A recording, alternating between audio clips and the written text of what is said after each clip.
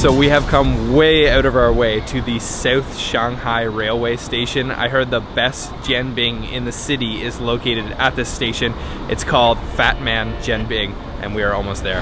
We have made it to this spot. It wasn't easy. We had to find our way through some locked doors, and there's barely anything around here except for a line outside of this small shop. So we're in line now, waiting. Gonna get our breakfast soon.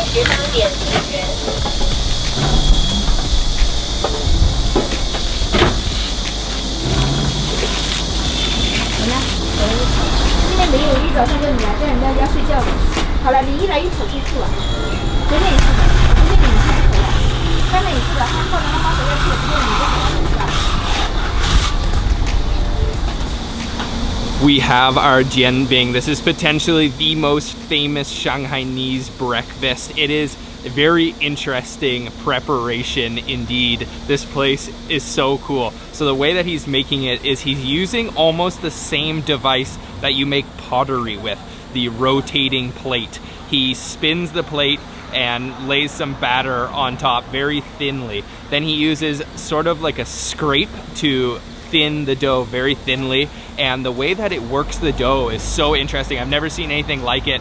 It becomes sort of a glob and keeps rotating until it's completely evenly laid out. Then he breaks a couple eggs on top, evens those out, sprinkles a little bit of green onions, a little bit of cilantro if you like it, and then you can pick from a menu of various different ingredients for the toppings. We went with just lettuce, but they also put in, no matter what, a couple other ingredients. So they put a little bit of a sweet sauce. You can pick chili sauce if you want that. They put some pickles inside, and then they also put a deep fried cracker. So this is the final result. It looks so good, and this place is famous because it's so big compared to the competitors, I guess, and also because the preparation method is just really, really cool. So I'm gonna break into this. It's folded up nicely into sort of like a burrito.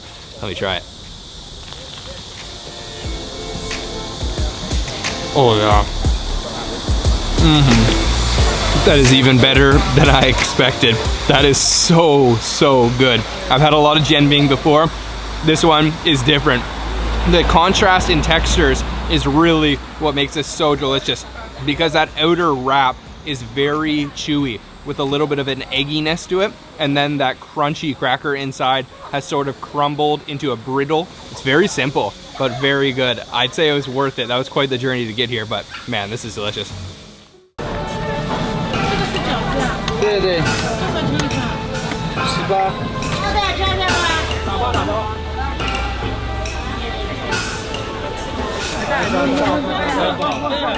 So we are just taking our first walkthrough. It is very narrow in this market, and it is very packed with people too. And a lot of the stalls are serving skewers that they're cooking on charcoal, so there's a bunch of smoke. They're using fans to kind of blow the smoke out of here. Can't say it's very effective though, because there is still a lot of smoke in here, but not complaining because it smells very, very good. 来几份一份对吧？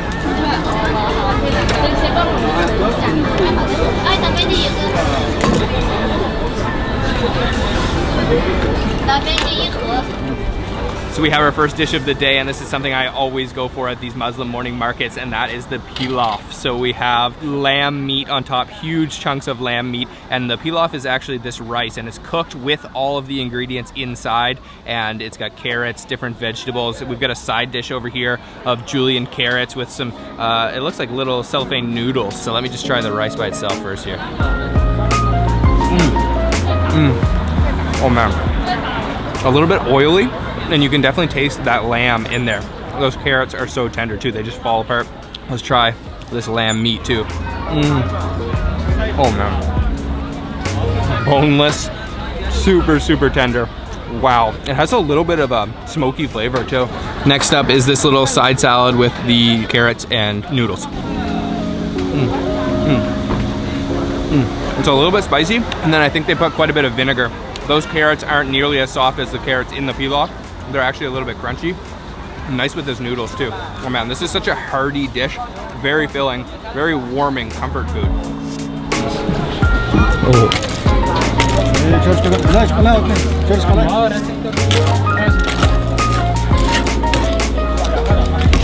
We've been here for about a half an hour now. The lunch rush is just starting and it is really picking up in here. Really tight, lots of people. They realistically should make the lanes a bit wider.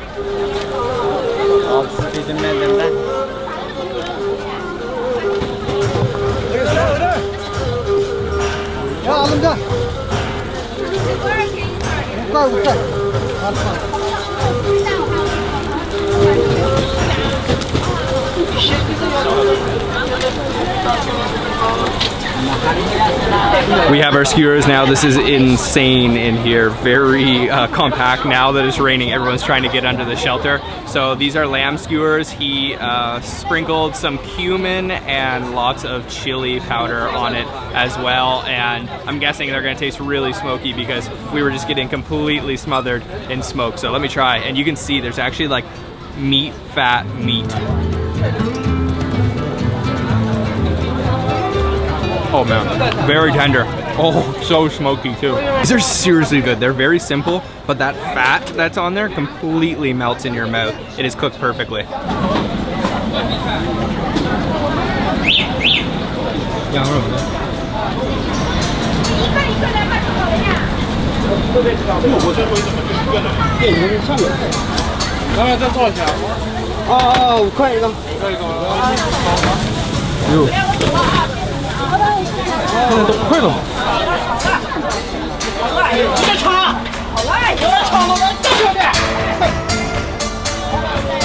We have our next snack. This is a lamb bun that is cooked in a tandoor oven. So he's stuffing the lamb inside of the dough, folding it up. It kind of reminds me of a sfihat from Lebanon, but then he puts it inside of kind of a tandoor oven, cooks it on the side until it's golden brown, and then it's done. And let me tell you, this place is seriously crazy, so I'm guessing it's gonna be good. I'm not even joking. There was actually people fighting, physically pushing and punching each other to get these little dumplings here. So you can see it looks pretty good. It is burning hot. He's cooking them fresh right behind me here. There's a huge line. He uses a kind of a bucket on the end of a pole to feed them over to the area where you buy them. I even saw people burning their hands on the pole, so I'm guessing it's gonna be good. Okay, it's still very hot, so I'm using the bag to kind of shield my hands, but I'm gonna break this open. Oh man, it is like on fire. Let me break this open so we can see inside. Oh yeah, and you can see all that spiced lamb meat inside. Feels very crispy on the outside. Oh wow. Oh yeah. That outer layer is ridiculously crispy, but then the inside dough retains its sort of elasticity. That lamb meat is quite salty actually. It is really flavorful. Oh man, all that juice from the lamb cooking inside has just soaked into the dough. Oh yeah, I would fight someone for this.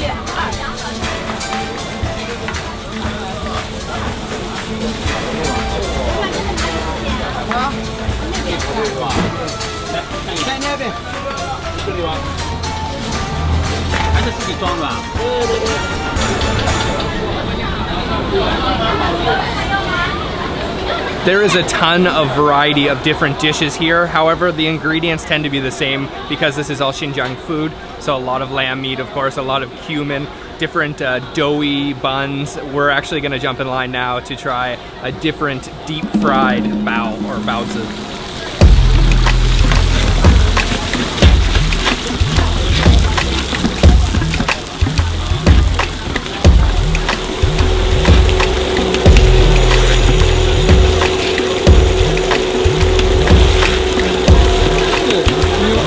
Next snack after waiting in quite a long line. This is the deep fried bao. It is filled with a mixture of spices and beef this time, so no lamb.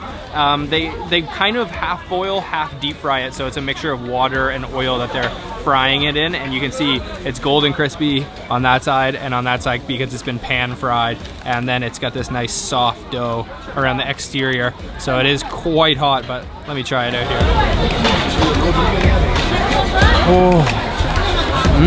Oh, I didn't really get any of the meat, but you can see in there, look at how juicy that is. That juice is like ridiculously hot. Oh man, that is smoking hot, but wow, that is flavorful. That is ridiculously juicy, very beefy, and you can taste those green onions in there as well. Very hot though, I definitely need to let this cool down, but so juicy. Just check that out. Wow. We're standing right by this pot of soup, which smells really good too.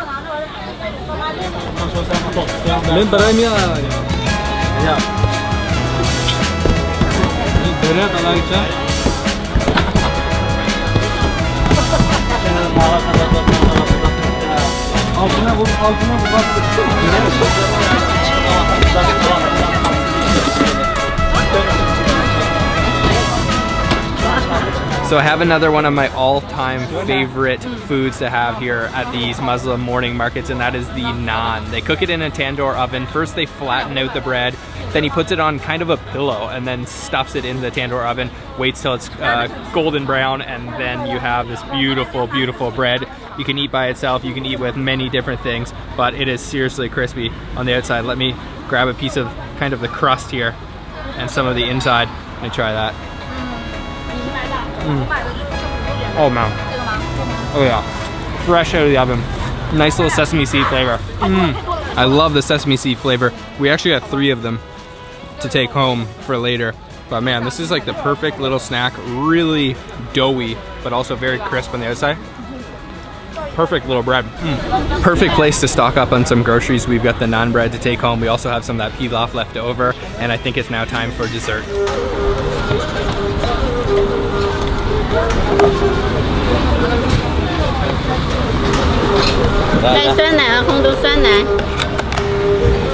I spotted this on our first pass through the market, and I knew I had to try this for dessert. So it is a Xinjiang style yogurt with all kinds of different toppings. It's kind of like a dessert. So we have red beans, there's some dried fruit, and then she also poured quite a bit of honey on top, and you can see all that gorgeous white yogurt underneath. Let me try this.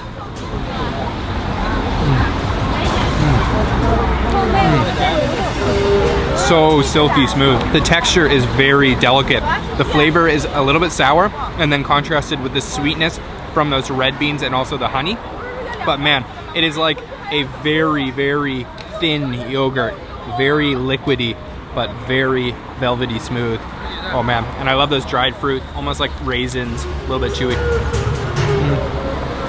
Oh, perfect way to cool off. Although, it could be a little bit colder. It's kind of a room temperature.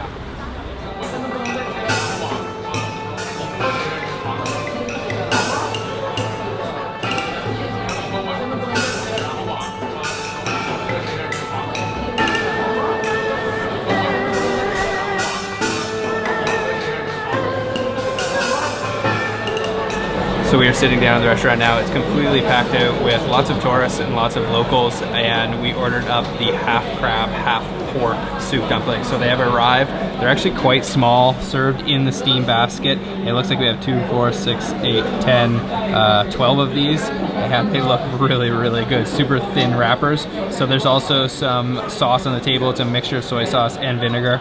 And I'm gonna take one of these little guys, dump it in the vinegar soy sauce mixture. Oh yeah. So I've never actually had a soup dumpling that had crab meat inside. It's actually very strong, slightly overpowering, I would say. The pork flavor, you can't really taste it, but very juicy inside those dumplings. Very thin wrapper. These things are just perfect little flavor bombs, little pockets of juice. I think my favorite part about them is just how much soup is packed into the little dumpling, and you can tell how authentic a soup dumpling place is by how janky the basket gets, sort of falling apart. They've definitely steamed hundreds, if not thousands, of dumplings. I'm gonna go for one more. And actually, now that I've eaten a couple, you get used to the seafood flavor. Certain dumplings have more crab meat than others and more pork than others, so it kind of evens out.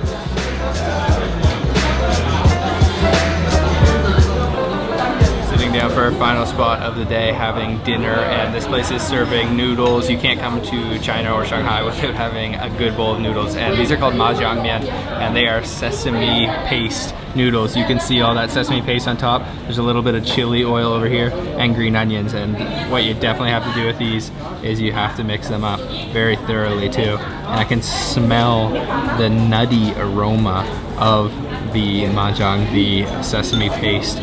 Get everything thoroughly mixed in there, and then I'll go in for a bite.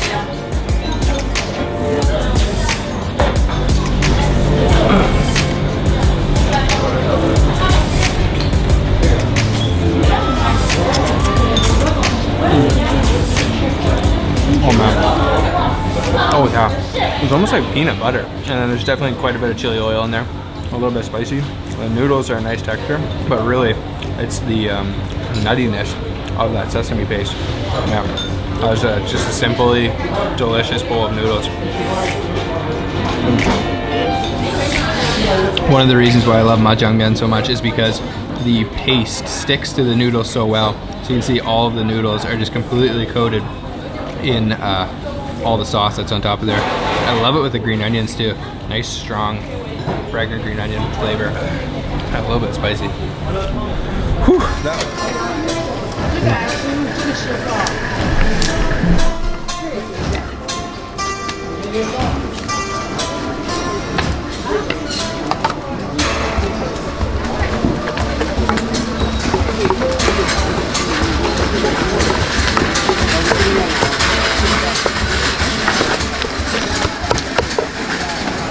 As soon as we entered the market, we already spotted something that just looked too good to pass up.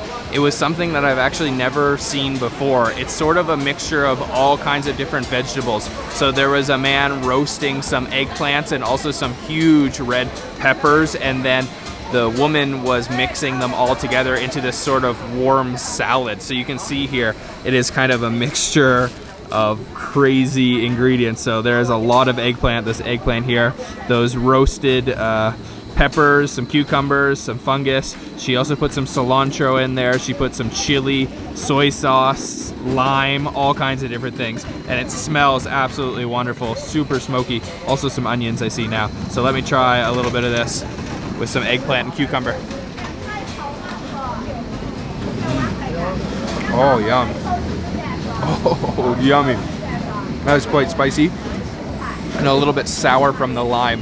Wow, that is really spicy actually, and nice and smoky. This eggplant is so good, and then with these roasted red peppers, this is just perfect. Perfect way to start your breakfast. Healthy, nice little snack. Oh, I love eggplant, especially when it's creamy and roasted like that. I've got a little sample of some sort of candy, and I'm not exactly sure what it's made out of, but it looks like there's some sort of a nut in there, and then also some sesame seeds, and we'll have to try it to find out. Oh, I think it's like a dough base. I thought it was rice at first, but it actually tastes more like flour, and then maybe those are pumpkin seeds on the inside. It's got a nice, like, very light sweetness. And actually she's serving a lot of different types of candy, and you can see bees landing on top of some of the candy because it's got a lot of sugar in it. But this one, not so much sugar, and really nice.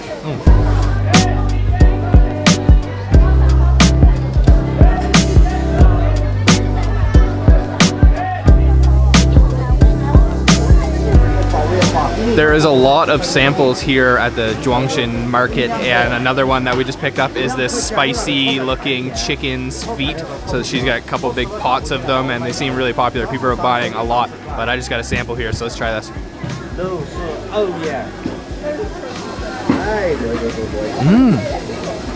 Oh, there's lemongrass in there. Wow. That might be the best chicken feet I've ever had in my entire life. The lemongrass in there tastes incredible. There's also probably a little bit of lime, and it's not nearly as spicy as the salad we just had, but still a little bit of heat going on there.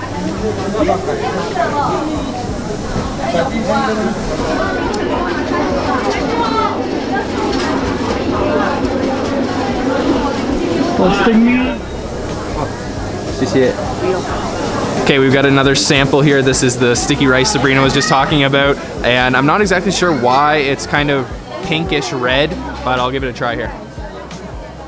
Oh wow, it's very sweet. It almost has like a wine taste to it. I wonder if there's some grapes in there, maybe like fermented grapes. But yeah, it is very sweet and it's really tasty.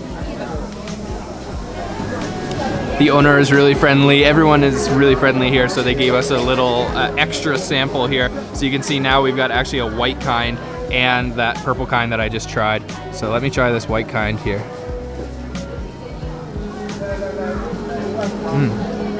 Wow. It definitely has like an alcoholic taste to it, fermented. That white one doesn't have quite as much sweetness as the red one, but that is really good. That's more of a dessert than a savory for sure.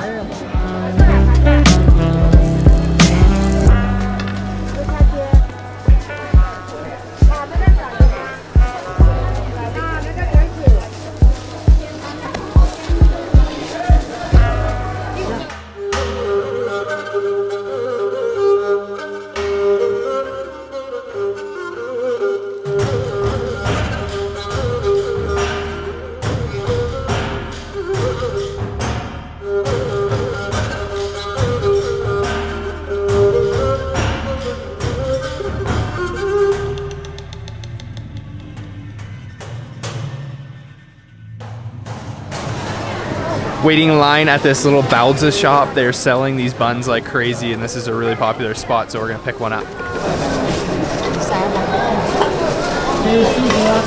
Yeah.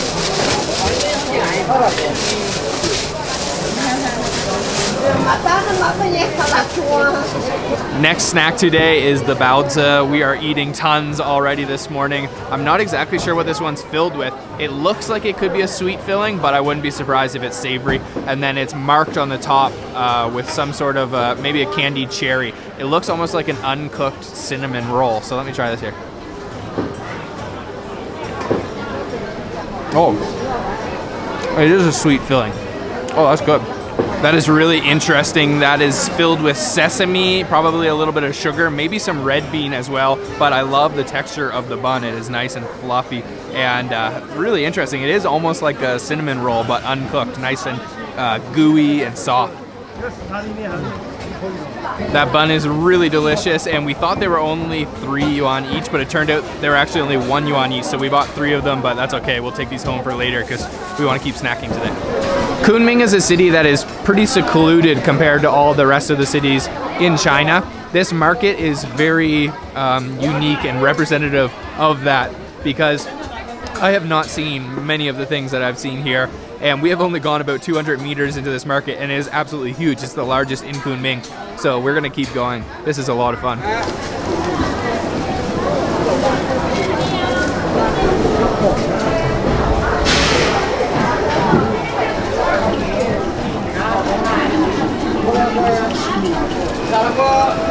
Yunnan is famous for its wild mushrooms. They have hundreds of different varieties, and you can see them here. I'm not exactly sure what many of these are, but they smell really good and they look really good too.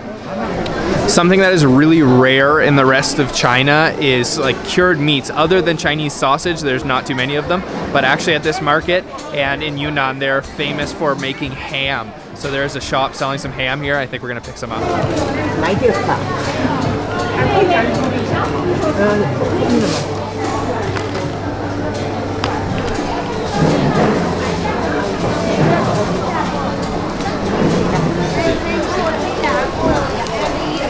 We have our Yunnanese style ham, and this is ridiculously oily. It's got a whole layer of oil on top of it. So let me try this here. Oh yeah. Oh wow, that is very salty and very oily. but also quite moist. Mmm, 好吃. It's sort of like a cross between Spanish jamon and Chinese sausage. Really good. The sheer volume of produce here is incredible, and it's all very interesting vegetables and fruit that you don't commonly see. This is really one of my favorite markets I think I've ever been to.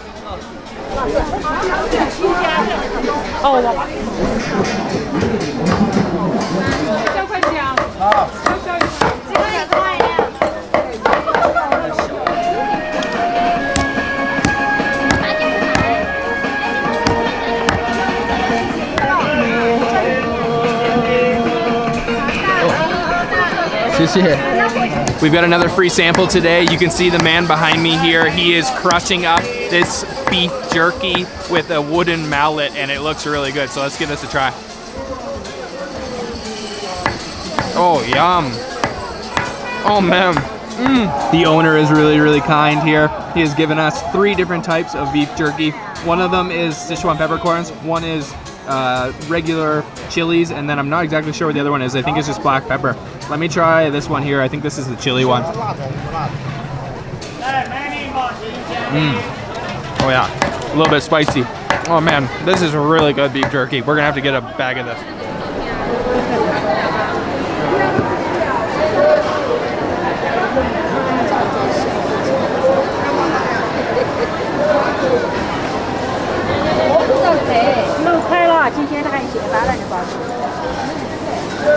I just bought this fig here. I think this is a special type of fig. I saw somebody eating it and it looked really good. So let me try to crack this open so we can see inside.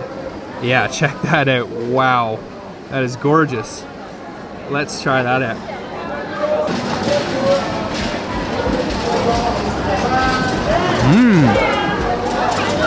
Yummy. Wow. That's very interesting. It's like halfway between a fruit and a vegetable. Definitely has that fig flavor to it, but it also has a little bit of sourness, almost like passion fruit flavor to it. Oh, that is really good. And it comes off the skin really easily. Oh man.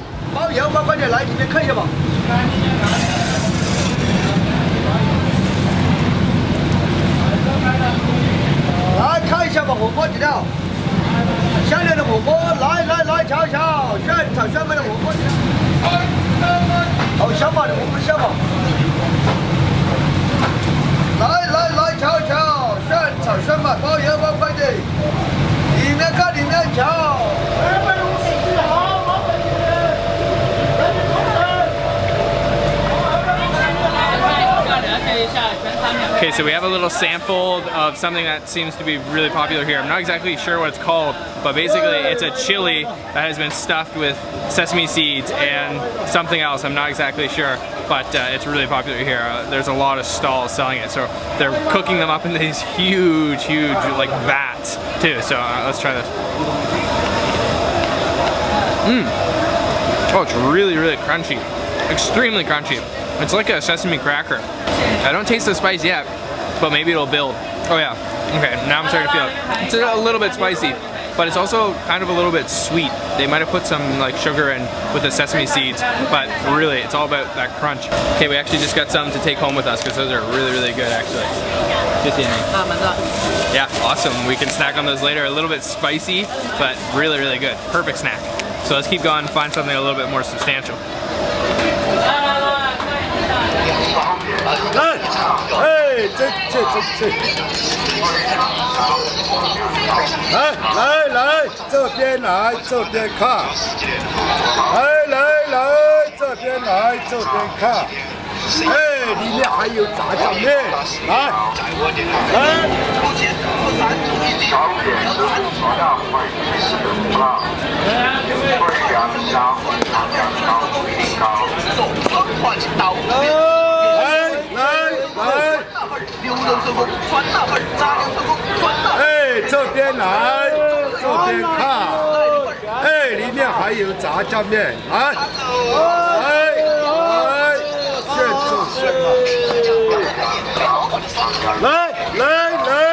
边来，这边看。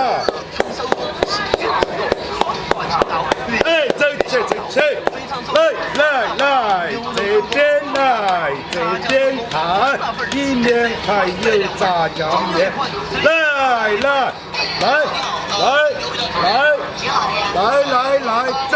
来，这边看。 So you can see these guys behind me here, they're making a dish called Swanlaufer, which is a sweet potato noodle, and they do this really interesting way of kind of calling out their product, singing a song, and slapping the dough to get it constantly moving through the special device that kind of forms the noodles. And then he'll take it over to the pot and cut it off, and that's how they make the noodles. It's pretty interesting. They're doing it right out front of the restaurant, so we're gonna go inside and try these out. So one of the most famous dishes here at Ziqikou is the Swanlaufer, which is sour, spicy noodles. And these noodles, as I mentioned, they're the sweet potato noodles. So you can see them right here. I can tell already they're quite bouncy. I ordered the kind with pork intestines. So there's all kinds of different intestines in here. There's some, I think that's lung.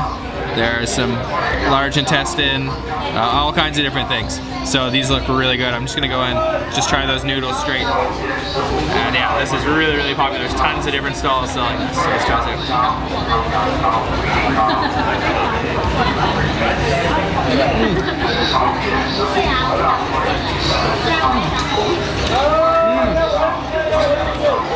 Oh, those are really, really chewy. Extremely hot. They are a little bit sour and definitely spicy too. That's probably like a 4 or 5 out of 10 on the spicy.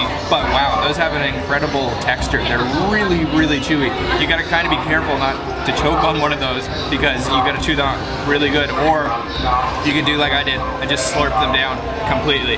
Let's try another bite.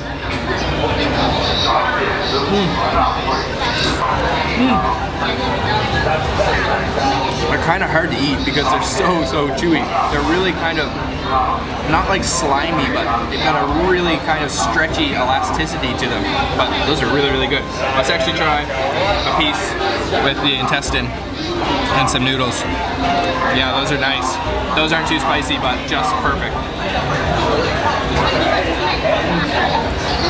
The intestine's a little bit chewy, but it has a nice flavor. That's actually almost like a sweet braised intestine, but then with the sour and spicy noodles. Ooh, those are super hot and a little bit spicy, but man, those are good. One of the other most famous dishes here in Ziqikou is located just down these steps in this sort of hidden restaurant off the main path. So let's go down there and order it up.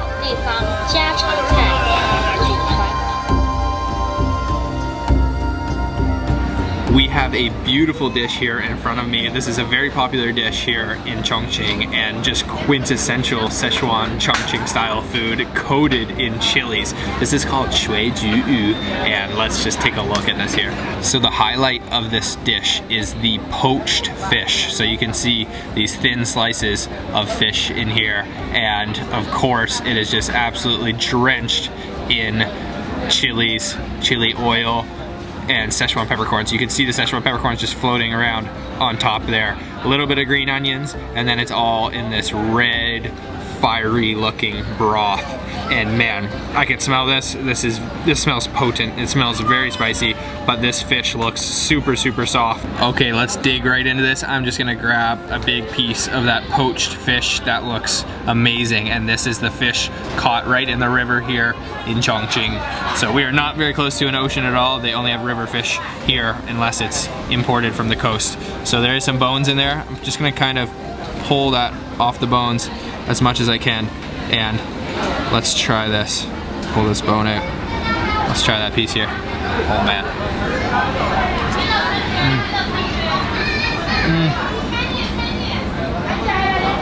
Oh wow. There's a lot of bones in there, but wow, that fish is super, super tender. That's so flaky. Just fell apart in my mouth. And it's not too spicy. It couldn't really taste the broth too much. Let's chase that with some of these vegetables. We've got some blanched spinach here with garlic on top.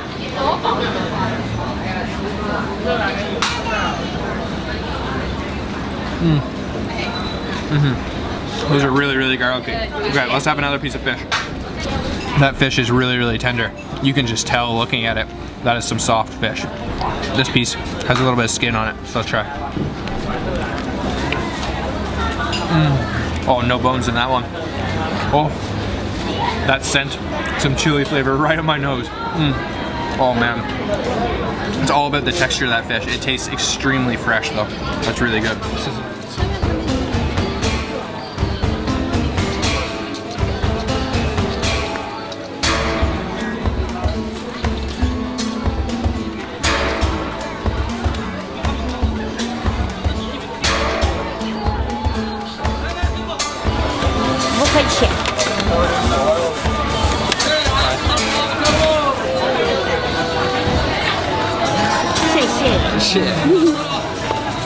So we stopped to pick up a small snack that we saw a woman sitting right on the stairs in the busy alleyway selling something that I've actually never had before, but it's pretty popular here in Sichiko, but I've never seen it being sold elsewhere, and it's called Dragon's Beard Candy. So as you can see right here, it's like this really thin sort of floss-like sugar that she pulls out and then she wraps it around some peanut powder, maybe with a little bit of sugar mixing with that peanut powder as well, but it's really interesting looking, and you can probably guess why it's called Dragon's Beard Candy. So this will be my first time trying it, and let's try it out. Oh, it actually feels harder than I expected. It's not so soft, and yeah, I'm guessing it's going to be like cotton candy, but let's try it out.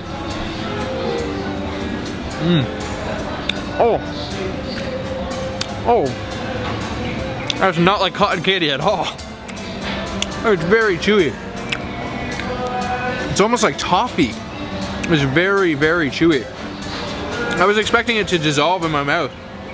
And the peanut in the middle is nice. Oh, it's quite sweet. But wow, that texture surprised me a lot. It's almost like a toffee or caramel. Really, really chewy. That's really sweet. If you have a sweet tooth, you might like this. But I don't know, there's not much to it. The texture's good though. 笋啦粉啦真好吃，哈哥正在耍相机，美丽的高二高，背上背了好大包，好吃好吃好吃好吃好好吃，这的味道是最巴适，吃味淡了吃热了，笋那么吃起又软和，又是正宗里面看，里面还有麻辣串。 里面吃，好吃好吃好吃好吃好吃的不得了，好吃。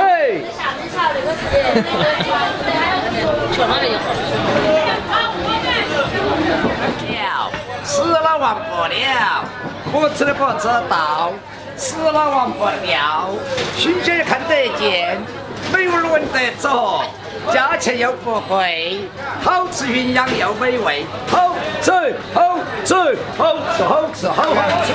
Restaurant for dim sum today called Dien Du De. This is a restaurant that is famous for having over 100 different types of dim sum. The first thing you're going to do at any yumcha restaurant is be asked what type of tea you want. We chose our favorite, which is also the most basic tea, which is tea guanyin. After that, she will pour your first pot of tea for you, but then you will be required to pour it yourself, and it is required basically to drink a ton of tea with dim sum. Every table is going to have a hot pot of water on it, and the second thing you do after you pour your tea is to wash your dishes. So we're actually just going to take a little bit of hot water and pour it in our bowl here, give those a little swirl, and then you can just pour this right into the community bowl in the middle. Our dim sum has arrived, and it's time to dig in.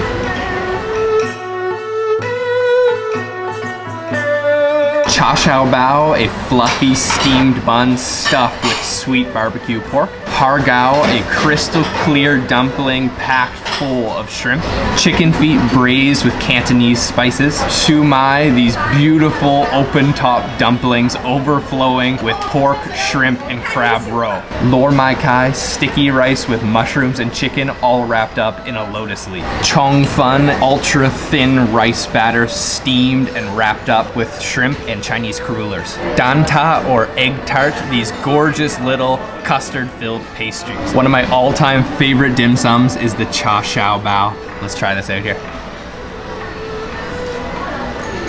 Oh, yum. The texture of that is honestly like a cloud that is super fluffy and then packed with that sweet barbecue pork. Let's try one of these hargao shrimp-filled dumplings.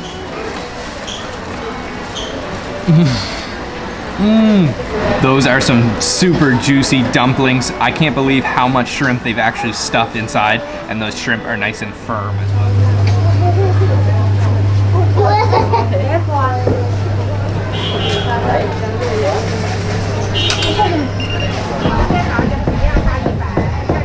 We spotted a little roast meat shop on the side of the road. There's quite a big line, so we jumped in it and we are gonna order up some chashu.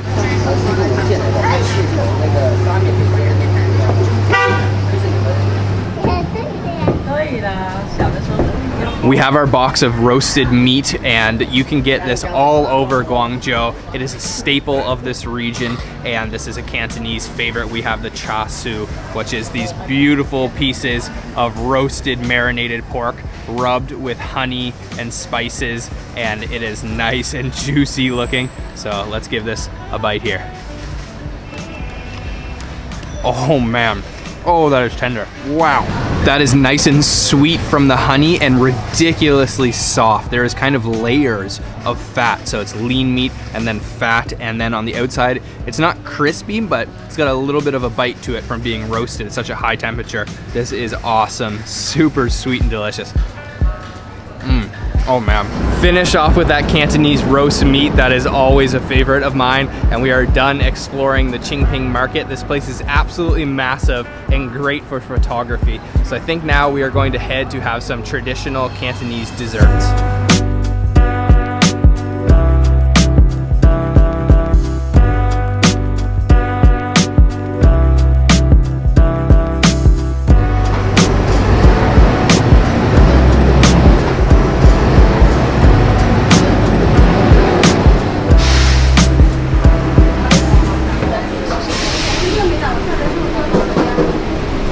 We have our dessert, and this is called Shuang Pi 9, and what it is a double skinned milk. So the way that they make it is really interesting. They actually cool steamed milk and then peel back the first layer of skin that forms on the top, remove the milk, mix it with some egg and sugar, and then make custard, and then put custard underneath the first layer of skin, let that cool again, and it forms a second layer of skin. And check this out, you can see it has quite a thick layer of skin on the top. We got one version that is cold and then one version that is hot. So let's try them both in. Okay, let's break into this, and you can see, oh, it is quite thick the full way through. This is the cold version, and that looks awesome. Let's try it out.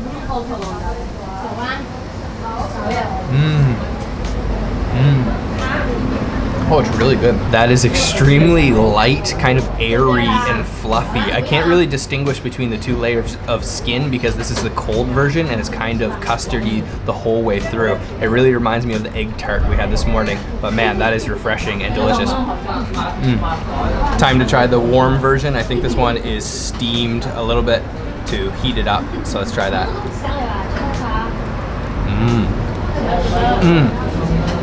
Oh yeah. That is super creamy. I'm not sure if this place does it, but traditionally they use buffalo milk for that extra fat content. Man, that is some super creamy double skin milk. That was a nice little stop for some dessert. This place is called Bai Hua Dessert Shop, and they have hundreds of different kinds of desserts. We went with the most classic of Cantonese dishes, that is the double skin milk. So I think we're gonna take a little bit of a break before we head back out tonight for some dinner.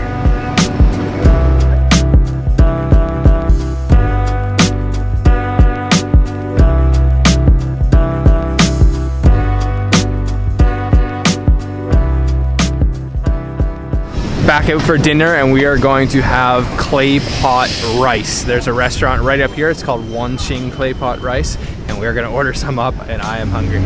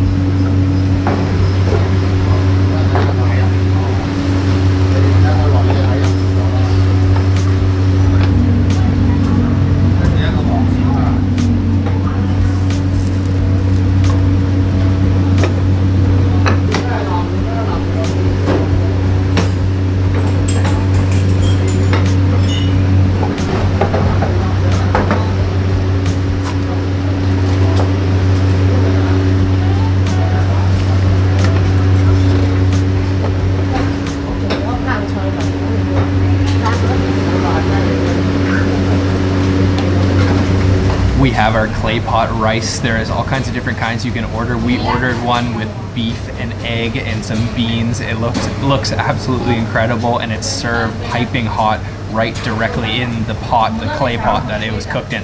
So this definitely requires you to mix this up a little bit. You don't want to let it sit too long, otherwise the rice will start to stick to the side of the pot. So mix this around, and man, that smells absolutely incredible.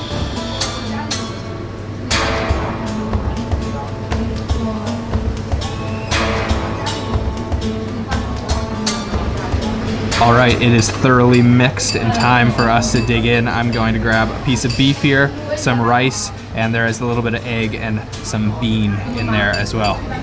Let's try that. It's piping hot.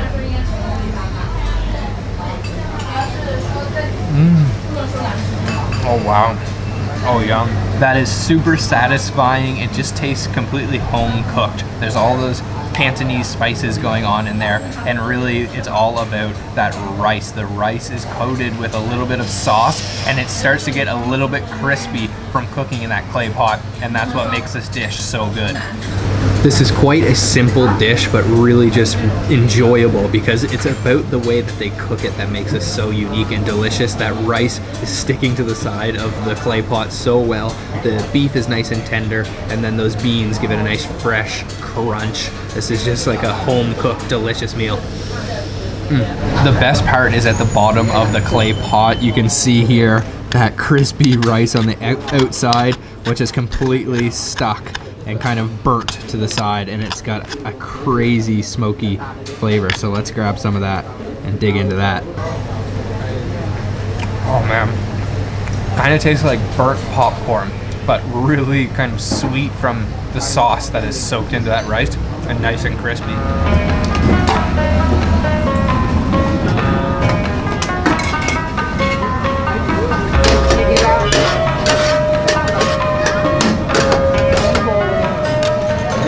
We are at a restaurant for breakfast today, and this is called Yinji Chongfan. So they serve chongfan, which is a steamed rice batter wrapped up with all kinds of different ingredients. So out front they're making it. They start out by putting the very kind of watered down rice batter on top of a sort of cheesecloth, and then they steam that in these huge steamers and then pull it off, scrape it off the cheesecloth, and then top it with a little bit of light soy sauce and a little bit of oil. So we've got two different kinds here. This is the final product. We've got one with beef. So this one's stuffed with beef, and there's some cabbage in there. And then this one has shrimp and a little bit of cabbage, maybe some green onions as well. And then you can see it is kind of swimming in that light soy sauce. I'm gonna start with this beef one here and just kind of tear a piece off so you can see inside.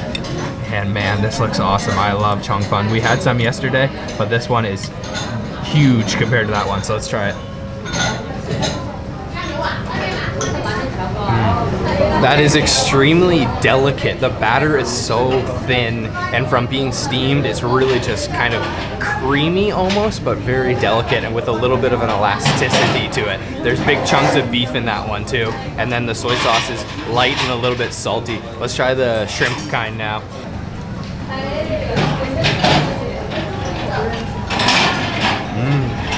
Oh yeah. Oh yum. Same as the first one, but that time with that huge meaty shrimp in there. That shrimp is nice and firm.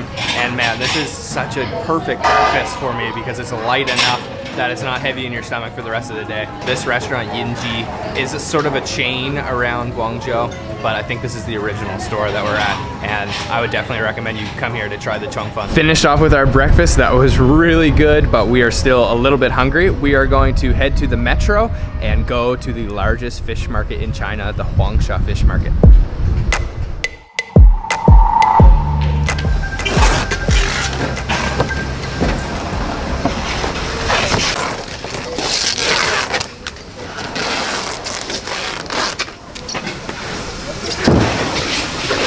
Just got off the metro at Huangsha Station, and it was just a short walk to the fish market from exit D1. And like I said earlier, this is the largest fish market in China, one of the largest in the world, and you can definitely tell when you're getting close because you start to smell the fish and you can just see there's tons of people moving boxes full of all things from the ocean. So we are just going to explore this market before we buy a little bit of seafood and then take it up to one of the restaurants for them to cook.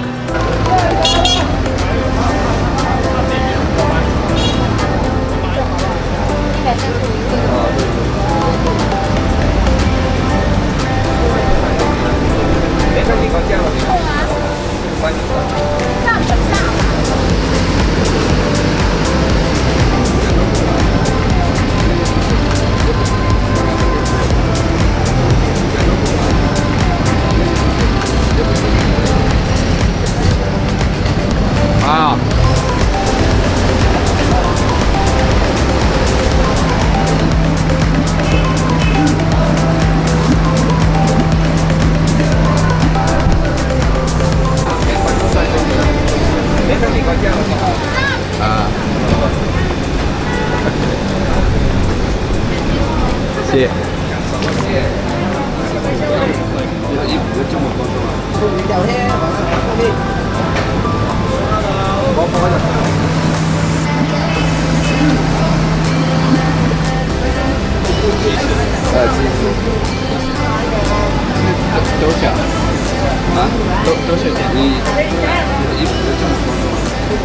We are just exploring the Huangsha Fish Market. This place is absolutely massive, right on the banks of the Pearl River. This is certainly a wholesale market. There is tons and tons, literally, of fish here, and they must be moving these all around China.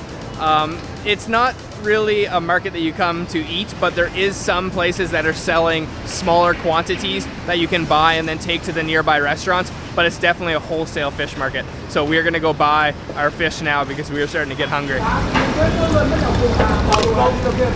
Okay, we just bought all our seafood. We didn't get too much because it is quite expensive here, but we got a couple of mantis shrimp. And we paid 150 for a few mantis shrimp, some razor clams, and also some scallops, yeah. So we're gonna take it over to the restaurant and cook it up. So you just take it across the street and then up to the second floor of this building. We will put some information in the description below, and then they will cook it based on the weight. So I think he said it was gonna be 10 yuan per half kilo. Our food has arrived and this looks absolutely wonderful. We asked the waitress just to cook it in the Guangzhou style or what they recommend. So let me introduce everything we've got here to you. First up are these massive scallops. They are steamed on top of a bed of vermicelli noodles with some green onions and then just coated in garlic. Those are some meaty looking scallops. Those look awesome. This has got to be the one that I'm most excited for. This is the razor clams with black bean sauce, some bell peppers on there, and then quite a few chilies as well. That smells incredible. The recommended way of cooking these mantis shrimps was deep fried, so we only got a few of these guys, but they do look pretty good, and maybe they're lightly battered and salt and pepper. That looks awesome too. And then of course we got some vegetables, just stir-fried water spinach. Let's start with these razor clams. They are super soaked in that juice. I'm gonna grab some of these peppers, and then one of the clams. Put it on my rice here. Grab a little bit of rice, and let's try that. Oh man. Oh, yum. That is amazing. Those actually have quite a bit of a spice to them, and then that bell pepper is nice and crunchy, but man, those razor clams are so soft and full of juice. That black bean sauce gives it a little bit of a sweetness, but honestly the best part is how spicy that is. That is really good. Next up is the steamed scallops with garlic. Let's give this a try. This smells so good.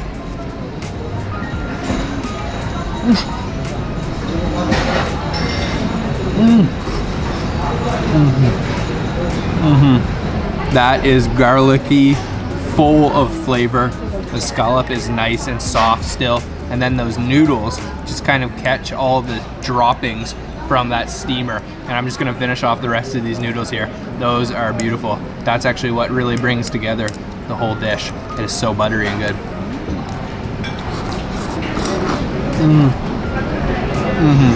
Last but not least is the mantis shrimp deep fried. Kind of dissect this guy, take his head off, and these things are pretty tough, but there should be quite a bit of meat underneath there. All right, I've dissected it. Let's try it out here.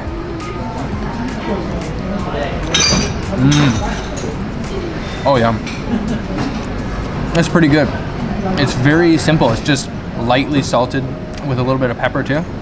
I think maybe you can eat the shell, but like I said, I just like the meat inside. That's pretty good. Not my favorite. I have to say the scallops were a lot better, but the razor clam is my favorite.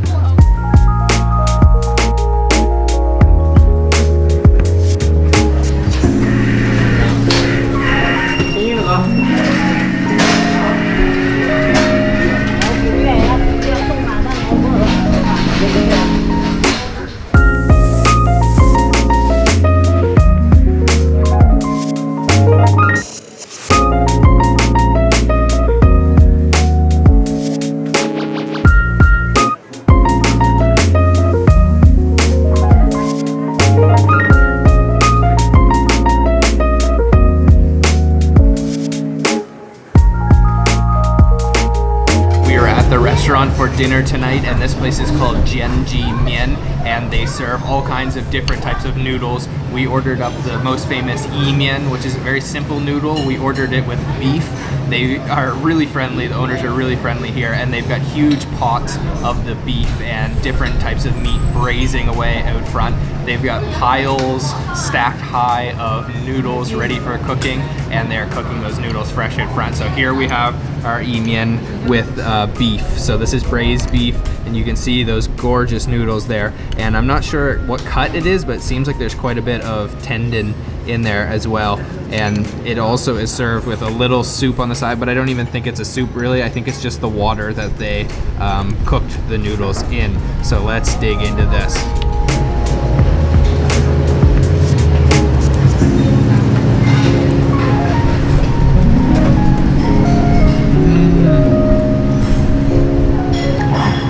Oh wow. Oh, those are surprisingly good. They don't look like much, but really they pack a lot of flavor. It's all coming from the braised sauce. It's just packed with Cantonese spices. And that meat, I did not expect it to be that tender. It completely fell apart in my mouth. But really, it's all about those noodles. Those noodles are just perfectly cooked. Let's take one more bite of this. Try to get a piece of beef here, some noodles, and let's try that.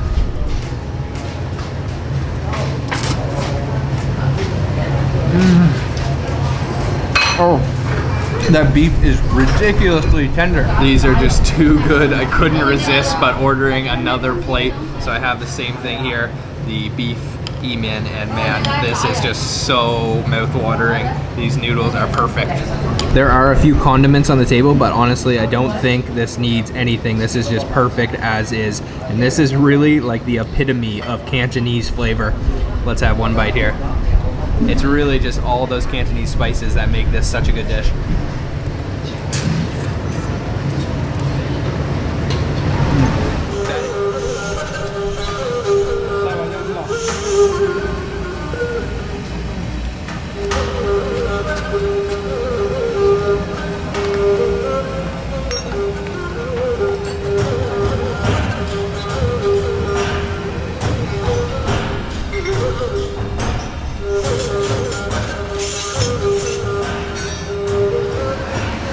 For breakfast, we are at a restaurant called Wu Kaiji Noodle Restaurant. They specialize in wontons and noodles. This place is an institution here in Guangzhou, kind of hidden down an alleyway, but we will put the information down in the description box. There's two different parts to the restaurant. So there's sort of the street food part that's outside where the kitchen is, just some stools to sit on. But then also there's this renovated old house that houses the rest of the dining area, which has all these relics of old historical instruments for making noodles and making wontons.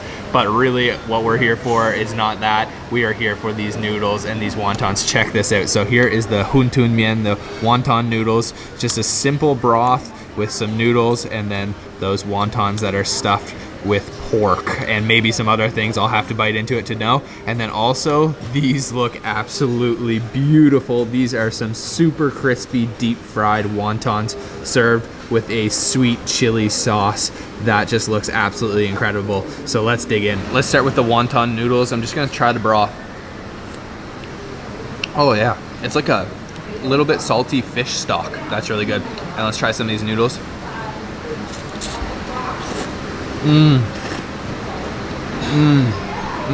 Those have a wonderful mouthfeel. Nice and firm, definitely not overcooked whatsoever, and they do a really good job of retaining the flavor of that broth. So now, let's try the wonton, the real reason we are here. Oh man, that is just quality. The wrapper on the outside is so ridiculously thin and delicate that you barely can even feel it. It almost just feels like a meatball, but there is that nice little outer coating of wonton wrapper. This is awesome way to start our day. My favorite part about this dish is definitely the broth. It's got a really nice light fish flavor to it. Next up is the deep fried wontons. These just look so incredible. This sauce is very tantalizing in the middle here, so I'm definitely gonna give that a nice dunk, and let's try this guy out. Oh yeah. Oh man, so good. So I already know we're probably gonna have to get another plate of these deep fried wontons. They're just too good. They are so crispy on the outside, but really, it's all about that sauce. That sauce has a little bit of a spice kick to it, and it's nice and sweet at the same time. It's a very dense sauce, so it sticks to the outside of the deep fried wonton wrapper. So nice. Just check that out. Those are absolutely beautiful. Oh man. There are a few condiments on the table. I'm gonna try some of this red hot looking chili sauce. Put a little bit of that into my wonton soup here, and that looks super spicy. So I will go a little bit easy on it, and let's give that a mix. Mix that around. This is a pretty simple broth, so I think it could use a little bit of spice. And let's try some of those noodles now.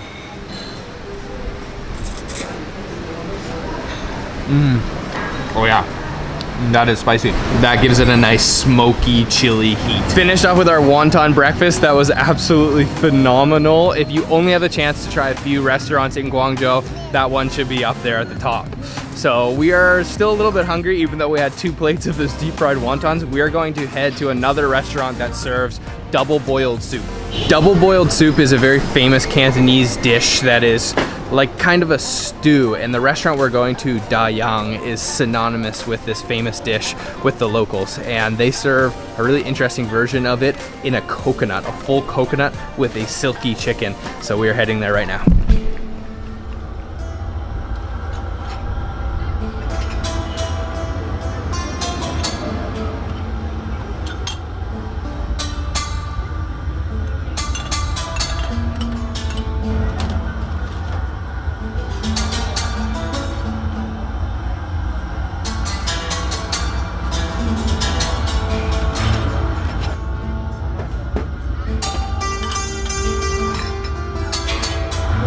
We have our double boiled soup, and this place is super cool. It's just a small restaurant, only maybe 10 seats, and they serve a very unique version of this Cantonese famous dish. So as you can see here, this is our double boiled soup served in a whole coconut. So if I remove the lid here, you can see underneath, this is a silky chicken version. Silky chicken is a type of chicken that is black, And then there's all kinds of different things in here. There's some goji berries. There should be some yam in here, and it just smells absolutely wonderful in here. This restaurant is super cool. He's got the steamer baskets piled high to the ceiling, and this is a Michelin Bib Gourmand recommended restaurant. So let's try out this double boiled soup. I'm gonna start with trying the broth. It is a nice yellow color, and it looks like there's a little bit of oil on the top, so let's try that. Oh wow, oh yum. There's definitely a little bit of the Shaoxing wine in there, the rice wine. You can taste all these crazy Chinese medicinal herbs going on in there, and it does have a little bit of a coconut flavor to it. That is an amazing flavor broth. Let's get some chopsticks so we can try out the silky chicken next. So deep inside the coconut, you can see there is that black chicken, that silky chicken. It is black all the way through, and let's give that a try. Oh man, oh yeah. That is super tender chicken. That has absorbed the flavor of the broth phenomenally well, and that is surprisingly tender. Maybe the most tender chicken I've ever had. Just completely disintegrated in my mouth because of the process that they cook this. It is just cooked for a very long time. Man, this is enjoyable. The flavor of that broth is really the highlight for me here. Just a little bit of kind of an alcohol flavor from that Shaoxing wine, and then those herbs, like goji berries in there. Yeah, this is awesome.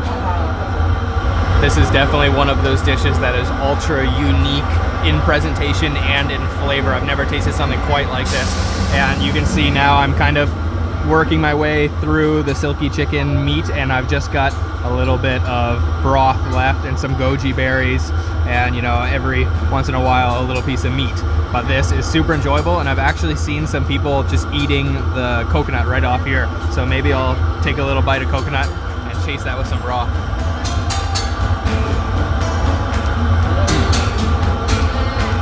Oh yeah, there's definitely a little bit of coconut water in that broth because it gives it a natural kind of tropical sweetness.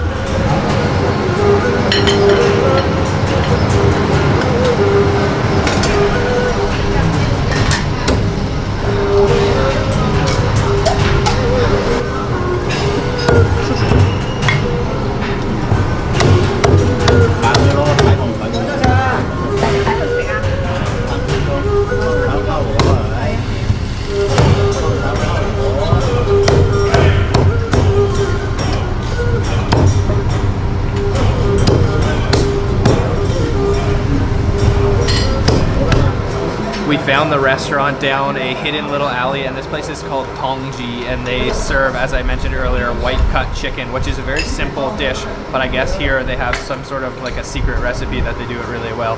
And it is a poached chicken, just poached in either water or sometimes chicken broth with ginger, and then this one is served cold with some sauces. So let me just show you this here. It looks absolutely beautiful.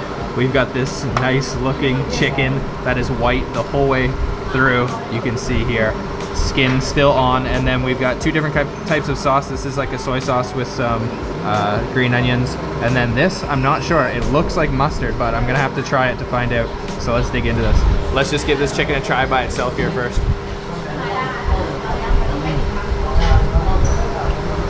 Oh man, it's really like buttery almost. The skin completely like liquefied as soon as it touched my tongue. There's quite a high fat content in there, and the meat is still nice and juicy and tender. And there's quite a little bit of bones in there. I think I definitely need to put it in the sauce next. I'm gonna give this yellow sauce a try here. I'm not exactly sure what this is, but it looks really good, so let's try that out.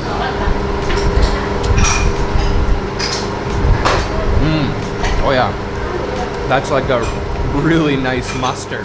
That's definitely like a homemade mustard. A little bit spicy, a little bit salty, and a little bit sour at the same time too. And it's got a little bit of a grit to it.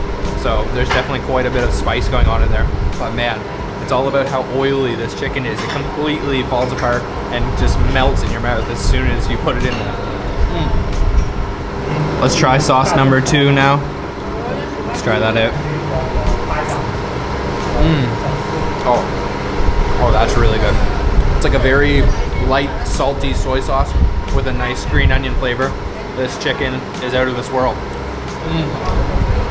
There's 2 things that this restaurant is popular for, and we just ordered up the second one here.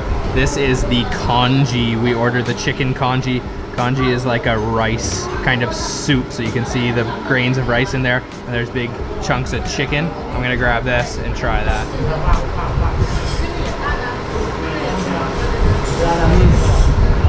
Oh, that is really hot.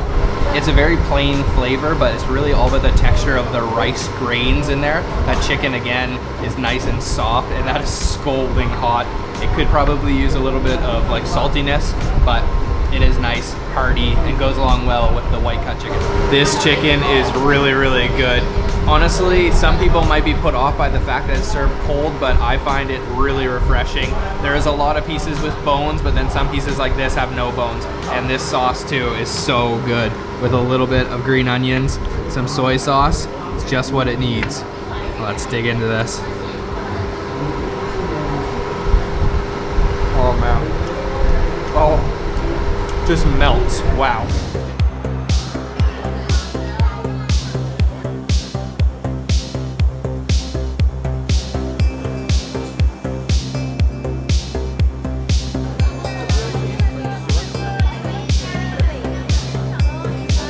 Second thing we're trying here in Chongqing is the most famous dish of the entire city, which is xiaomian, which means small noodles. It's sort of a spicy Chongqing specialty, and this place is really cool. They have absolutely nowhere to sit, just have to sit on the side of the road, and you can get lots of street food coming by. So they give you these little pads you can sit on, Okay. so that is their seats. And there's no tables, there's nothing. It's very popular here. A lot of tourists come here. It's like viral on Chinese TikTok. Okay. So that's why I knew I had to take you here. Yeah. And it's very low key. Like, it's not a fancy schmancy restaurant. This is Definitely definitely get to the Legit. grind. They're not shy. They're gonna put their face in the noodles, slurp those noodles. They know what they're doing here. Head down and just shut up and eat. All right, let's get our xiaomian. Yeah. I already paid.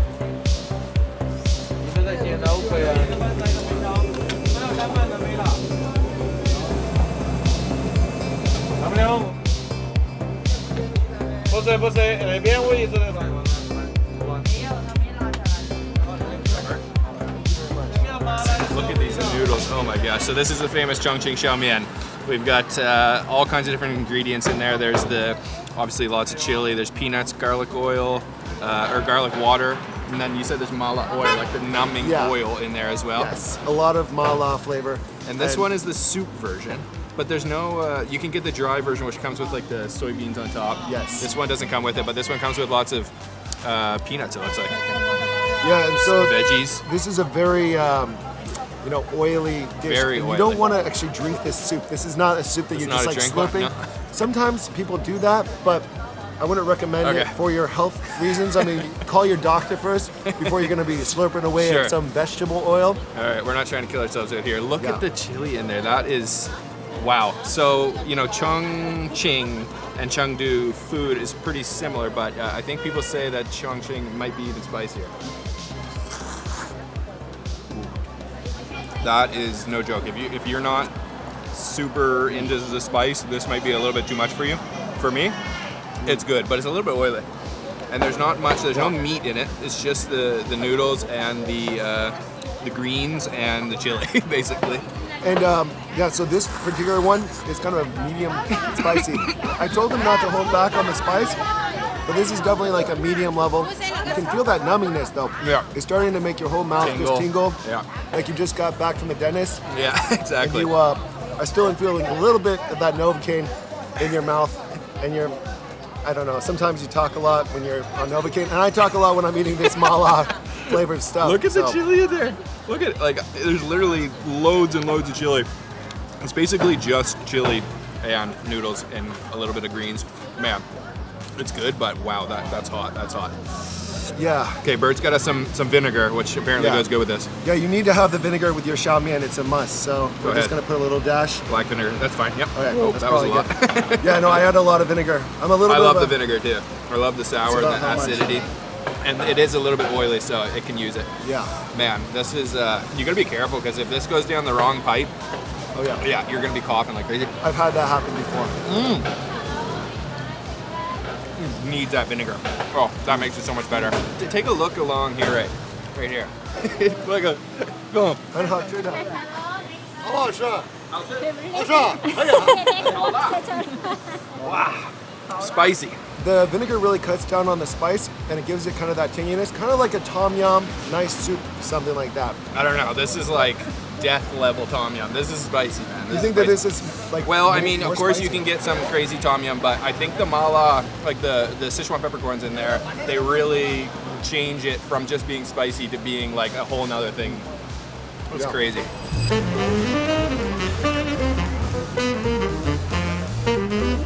So Chongqing is a city that's literally built on the side of a mountain. You're going to be constantly going up and down the hills, and you never really know when you're on ground level or when you're like 6 stories up. So we're heading just up these stairs to another noodle place, which Bert tells me is going to be even spicier than the last one.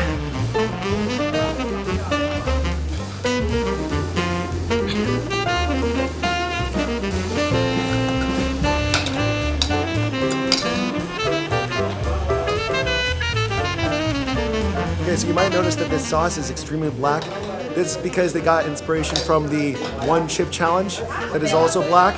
And we're doing the one noodle challenge, but instead of one noodle, we're doing a whole, bowl of noodles. So, two bowls of noodles. This is actually a pretty tough one, I'd say. I'm trying to get you warmed up to the Chongqing lifestyle. Oh, great. So once you come to Chongqing, you have the black noodles, you never go back. So it is xiaomian. It's the same dish as the last spot we were at, but this one is different because of this black sauce, which is super spicy apparently and very intimidating looking. This place is like hidden in, it feels like, I don't know, like somebody's garage or like a warehouse or something. Yeah, I feel like I'm walking into the back warehouse of a Costco or something. Seriously. But this is apparently where you get some of the spiciest noodles in Chongqing. So we've got the black xiaomian with the soybeans, kind of like mushy soybeans, and a little bit of meat. I'm guessing it's probably pork. And so we have to stir this really fast because otherwise the noodles will all come together into one piece. So look at that sauce. Oh my god. So it's probably we're not really sure. It's a secret recipe, but I'm guessing it's like a roasted chili because that black is so thick, and it's got to be. Oh man. I mean, this puts the one chip challenge to shame. I've never done the one chip challenge, so whatever. I'm skipping it. I'm going straight to the next level. 1,000 noodle challenge. One bowl challenge. Yeah. That smell coming out of there is nothing like the last xiaomian. It's totally different. I don't know what they've got in there. And then there's also some type of veggie that she blanched, which was not the same as the last one. The last one was like kind of like bok choy, but this is something different. It almost looks like a morning glory, but it's not morning glory. It's something else. All right, let's try it out. It's looking really good. No more talking. Let's try.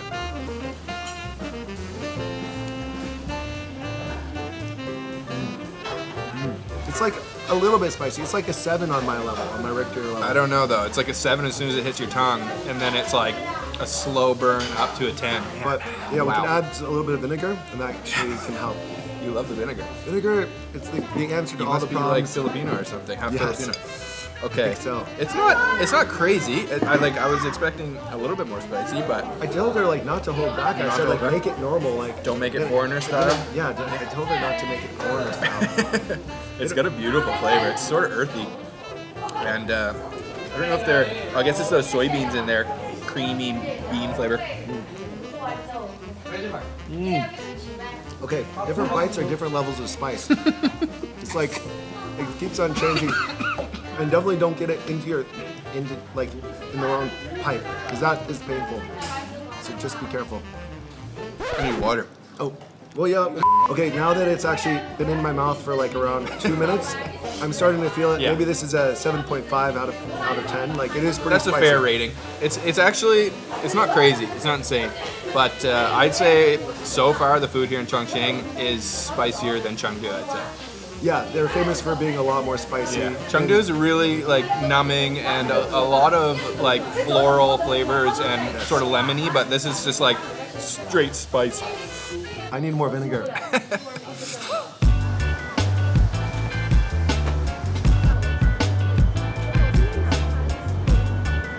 So this is actually my second time here in Chongqing. I came here probably about 6 years ago, and things have changed a lot. It's a lot more developed now, a lot more built up, and it's becoming such a popular place to visit in China. I remember when I visited the first time, it was kind of known as the biggest city you've never heard about, because it is one of the most populous cities in the entire world, Chongqing. A lot of people haven't even heard of it, but nowadays it's becoming more and more popular, more trendy to visit, especially for these views. The views are just incredible. Look at this.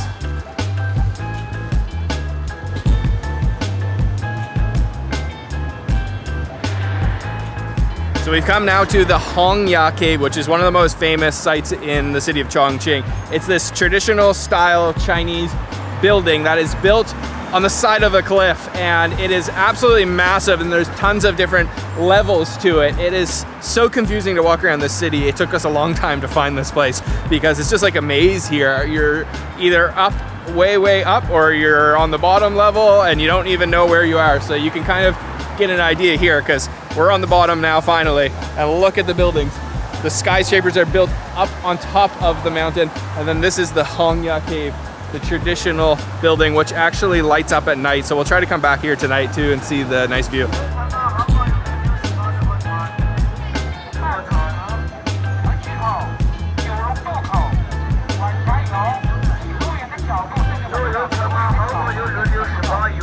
You guys can go if you want, I can catch up. So this area is actually the confluence of two major rivers here in China, the Jialing River and the Yangtze River. So they actually combine to form, I guess, into the Yangtze River, which continues all the way down through many cities in China, all the way to Shanghai and out into the South China Sea.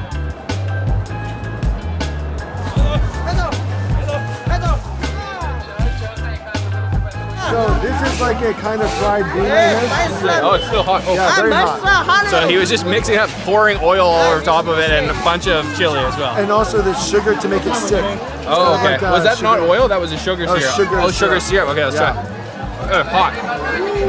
Very hot. That's it. Wow, nice and crunchy, a little bit sweet. Yeah. It's not spicy, but a little bit. So we've come to an area of town called Jiafang Bay. It's sort of like the center of the whole city, and this is actually a night market, they call it, but it's still bustling even in the midday. So there's all kinds of stalls set up, and there's also lots of people just carrying their different products to sell. We just spotted some mochi over here that looks good. She's actually right here. It's very common here in Chongqing. You're gonna find this like all over the city on the streets. He said she's got to go. The police. So sometimes the police bring on their parade. Sometimes they're here to help. You know, you never know in China. So she got shut down by the police, but luckily we got her mochi balls just in time. She actually like kind of pumps it out through this thing and then chops the little balls off individually. Pretty much everyone's like bending here, and like, you know, it's a free for all, but you know they're not supposed to. But you know the police just say, you know, move along, Move along, please. move along. Yeah, they weren't rude to her or anything, but she just kept going. Let's try. There we go. Oh wow. Very bouncy and firm mochi. She put some molasses on there at the end. It's got a little bit of a, like almost a tartness to it.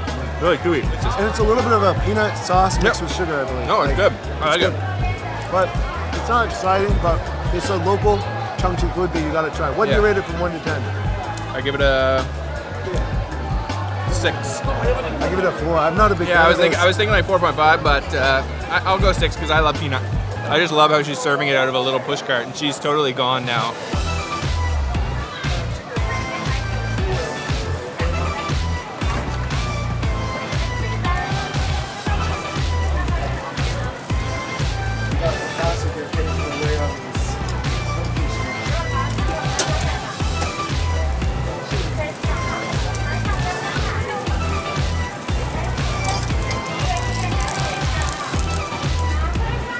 So Bert's brought me to something I've never actually tried before. I've never seen this before. It's 2 different things we ordered. One is a tofu sheet, and then the other is a sweet potato kind of noodle sheet, I guess you could call it, right? Yeah, I believe it's the same kind of thing that you're gonna make like swan la fun Yeah. out of, and they just didn't cut this one. Right, so it's like sweet potato noodles, but made into a sheet. So he grills it, and they get nice and kind of bubbling up, and then it's topped with cumin, the Sichuan peppercorns, chili flakes, and then it's filled with, you can choose a bunch of different fillings, but I saw some soybeans there, there's some green onions inside, and also the pickled radish. This one is the sweet potato. It's a little bit translucent, and then Bert's got the tofu. Yeah. This is massive. I call this the Chongqing burrito. This thing is like, actually weighs something. Like this is Chongqing kind of like burrito. going to Chipotle, but like, instead of, you know, having a normal burrito, you have a tofu sheet. Well, I hate to break it to you, I've never tried Chipotle. Well, So this is gonna be my comparison. This is better than Chipotle. Okay, let's try. So no Chipotle in Canada then. No, I don't think so. Maybe wow. not in my town. All right, here we go. Whoa, the texture is like gooey, and it's really covered in cumin. Lots and lots of cumin. Mine is the tofu one. So this one I find is like chewy, Yeah, like a that's gummy chewy. bear. Yeah, it is. It is. It's similar to the gummy bear texture, but Yeah. mine is like a tofu, really nice texture. This is great for vegetarians for sure. You can see the filling inside there. There's some soybeans and the radish, some green onions. This one's the tofu.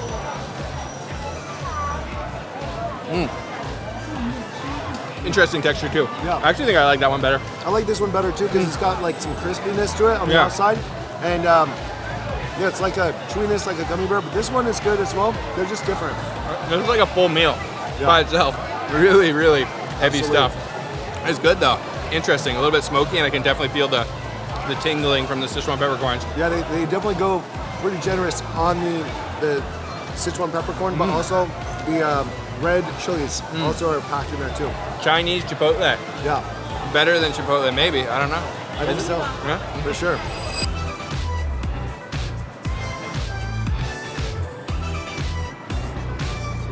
So spicy food here in Chongqing doesn't stop at savory dishes. They actually do spicy desserts as well. So we've got some chili ice cream, which Yeah. Bert has brought me to try because apparently we haven't eaten enough spicy food today. So now we gotta have some spicy ice cream. Yes, we gotta have spicy ice cream, spicy noodles, spicy Spicy everything. burritos, Yeah. everything. Yeah, look at his. It's like This is the it's hot like the pot chili ice cream. oil. Oh, hot pot. Okay, and then Yeah. mine's got like chunks of I don't know chili kind of candy, and yeah, it's all over the ice cream. So let's try it out. So this is real hot pot chili oil right here. And this- you don't have that much oil, just a little bit of a Yeah, just a little bit. blaze of oil. That's all right. There we go. It's pretty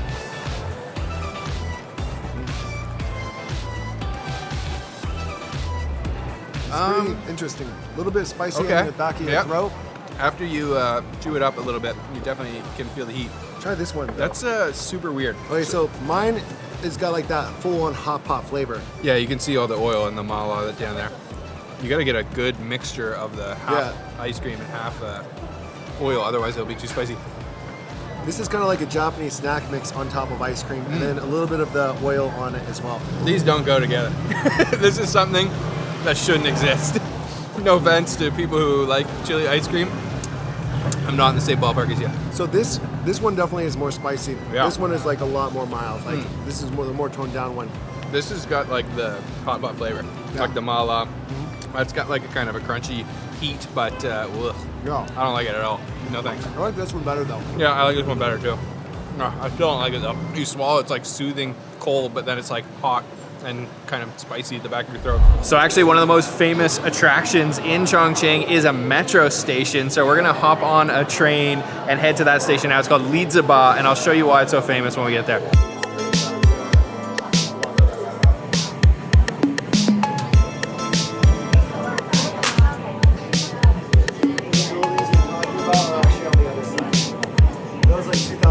So we've just arrived to the station. You can see hundreds, if not thousands of people taking videos of the train we're in right now. So let's go down where they all are and show you what the fuss is all about.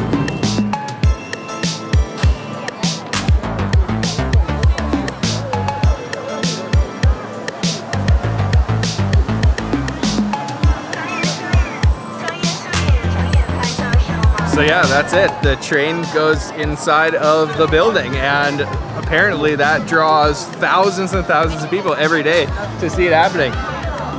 A little bit underwhelming, I have to be honest, but it's kind of cool, I guess. It's like an actual apartment building, and then the station's built right inside. I mean, it's a monorail, and it comes right inside the building. That's all it is. And then, yeah, there's so many tourists here. selling all kinds of stuff. They're making a good business here. 谢谢。 Pure pressure, man. What They did you made me buy? buy the panda. You know, I love Kung Fu Panda, so I had to get the Kung Fu Panda guy here. But I don't think it's the Jack Black Kung Fu Panda. It's another Kung Fu Panda.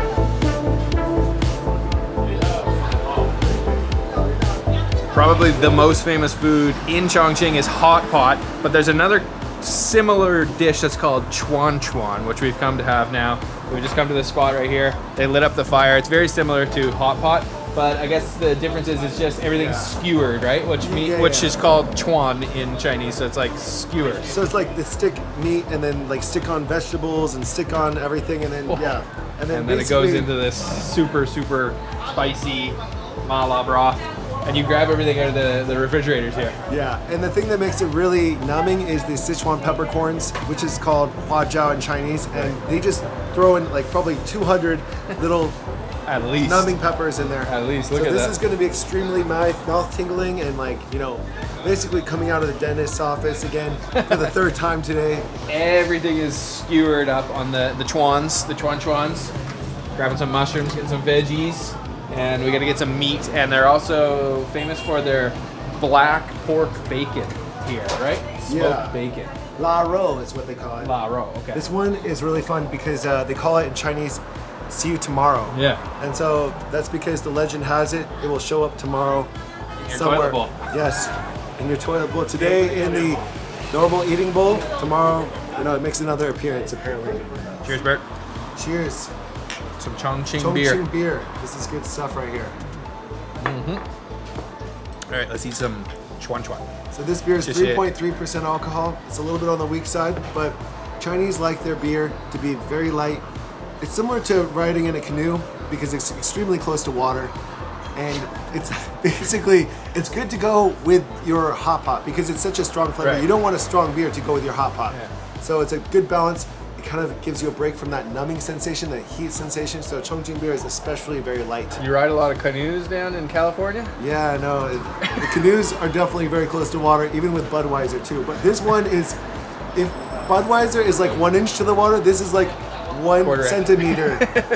And almost the water is coming into your canoe and you're about to sink. Yeah. That's how close this one is to water. Look at the amount of peppercorns in there, some dried chilies, and then all of that lard. So this is like a mixture of both lard and a little bit of water, and it's just completely red, dark red. So it's sort of like a mystery. Now we don't know what's what. You gotta kind of pull something out and, oh, sausage. I want a mushroom.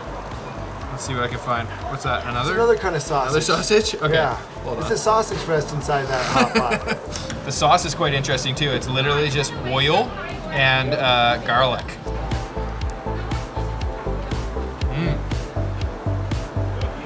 Oh wow, spicy in the end. So it kind of reminds me of like dipping artichoke into butter. Except instead of butter, we got this special sesame oil. This is such a, like, look at how intimidating this pot of spices. If you're not a spice lover, Chongqing might not be the right place for you. But if you are a spice lover like me, you're gonna be in heaven here. And you just pull out whatever you want. You got a piece of tofu skin.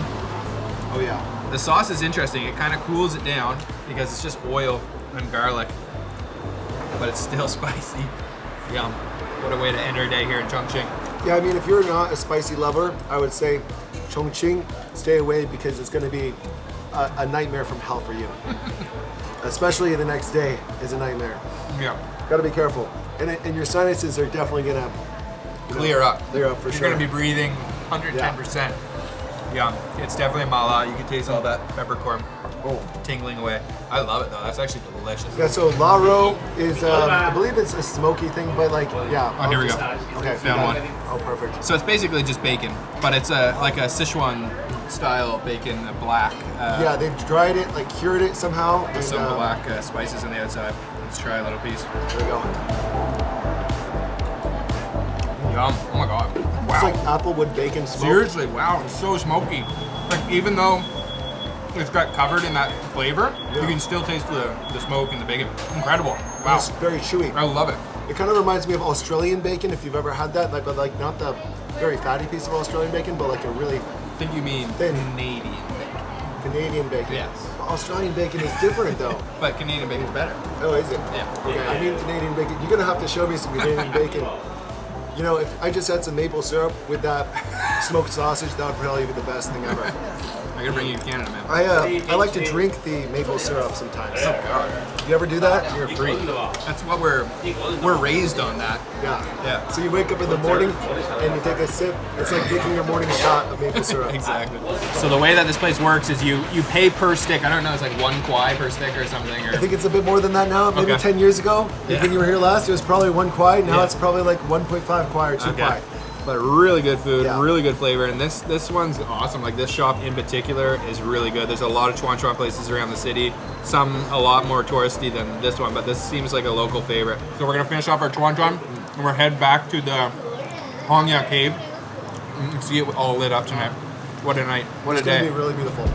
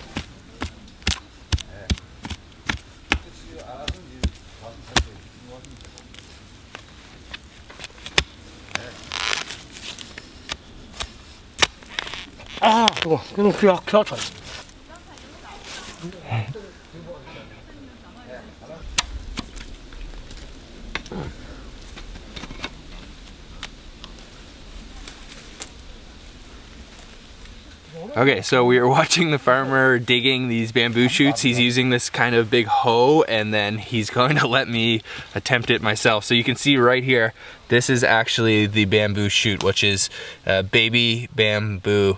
And he told me just to dig the dirt around it, and eventually you can kind of pry it out of the ground. So let's try it.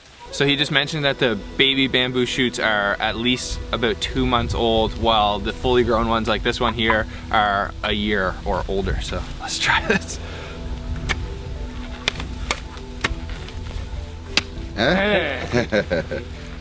Okay then. Good. Okay then. There we go, bamboo shoot, looks good. So you can see this is the one that I just dug up, and then there's his. I cut mine a little too short, I think. He's got some of kind of the root system on the bottom of this one, but this is really, really cool to see how these farmers are working out here, and I'm excited to taste these in a little bit. We are on a very steep cliff side, so it's pretty difficult going down. We've almost slipped a couple times, definitely getting our shoes dirty, but that's okay.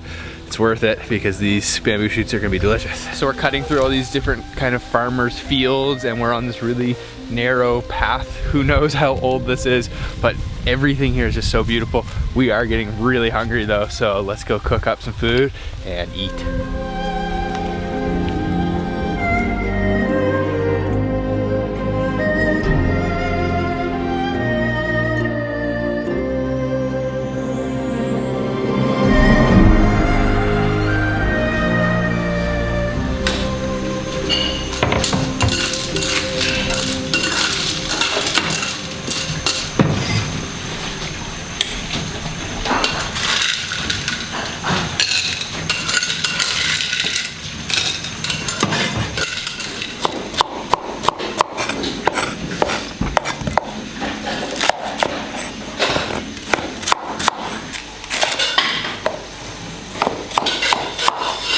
这样的时候就特别口水。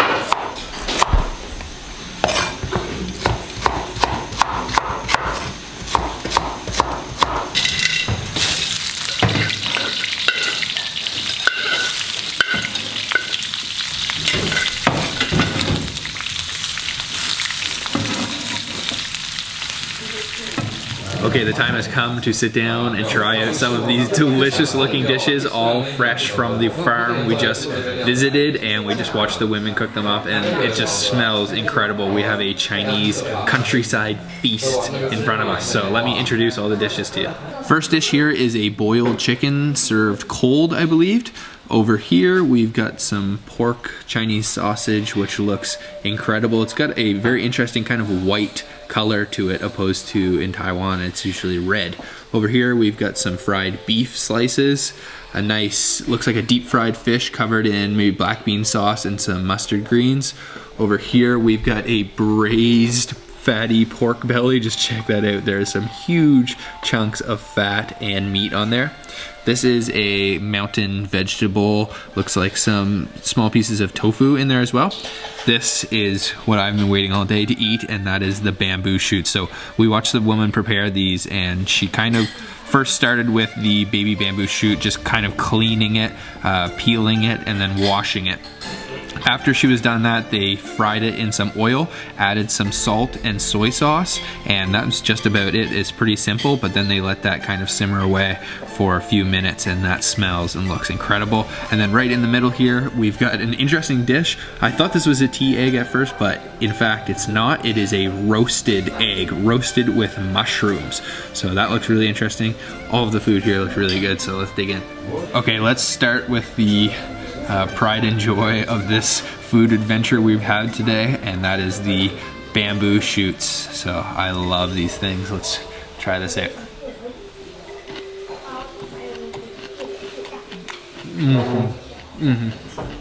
Oh yeah, those are extremely crisp still, so they haven't been overcooked whatsoever. Nice and crunchy, but not too much of a strong flavor going on there. It's mostly just coming from that soy sauce. They're definitely fresh because we just picked them ourselves. That is awesome. That is a really perfect kind of hearty vegetable to have. Okay, next I'm gonna try this Chinese sausage, pork sausage, and you can see there's some big chunks of fat and cartilage in there, but that's all right. That looks really good.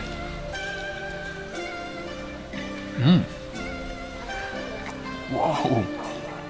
Oh, that's awesome.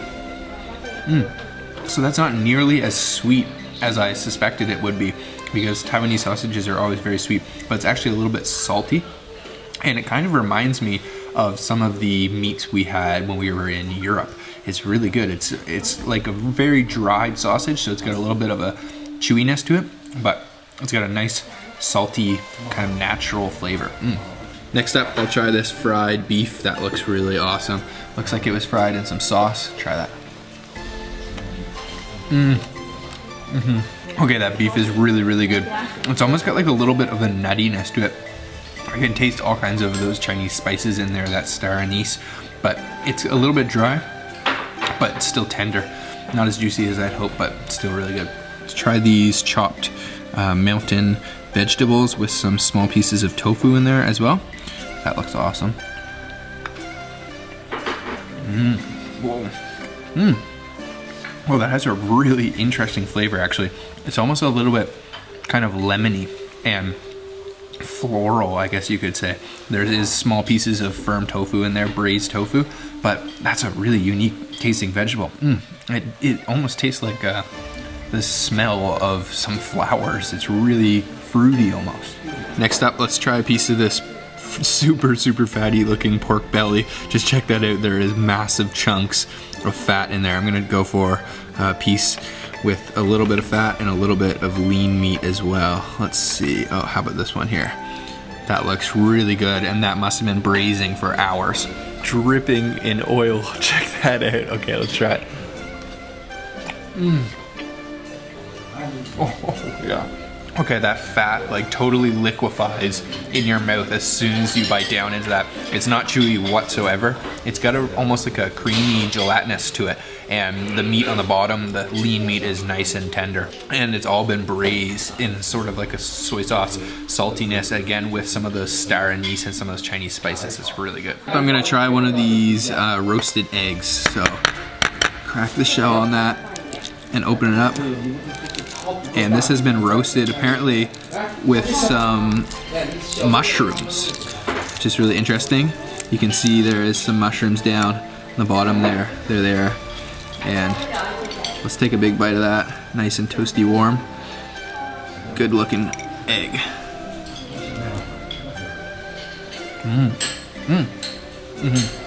Oh, that's really nice actually. That yolk is super creamy.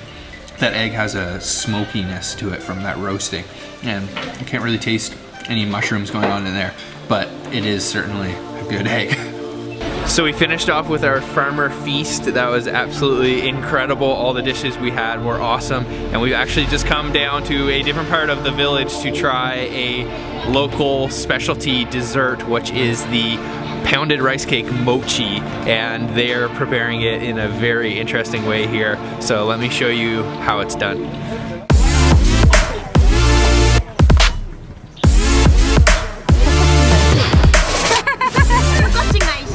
So the first step in the process of making this special mochi is to sort out the special ingredient, which is called wormwood. So it's a local herb from this region, and these women are sorting it out here. Even the youngest are helping to sort this out, and they kind of snip the bottom off and keep just the top leafy part, and then we go to see the second process. So let's go over there. So the next ingredient is the rice. So this is pounded rice, that's uncooked rice that's been grinded into a fine powder. And you can see here it's kind of clumpy, but it is like a powder, and this is mixed with just a little bit of water, and then they'll add some sugar as well, and then that's all going to be steamed atop a wood fire, that which we'll show you right now.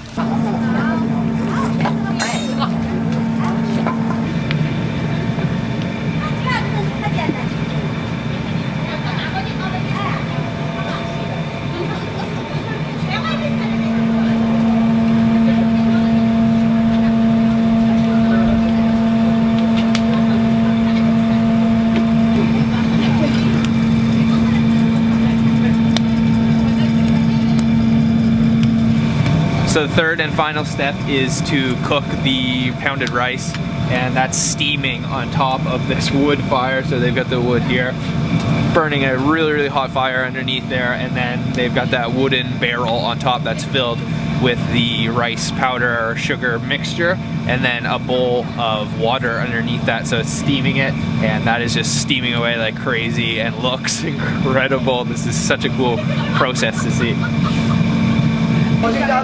So she just finished adding the wormwood, the special herb that I showed you earlier, into the steaming rice here.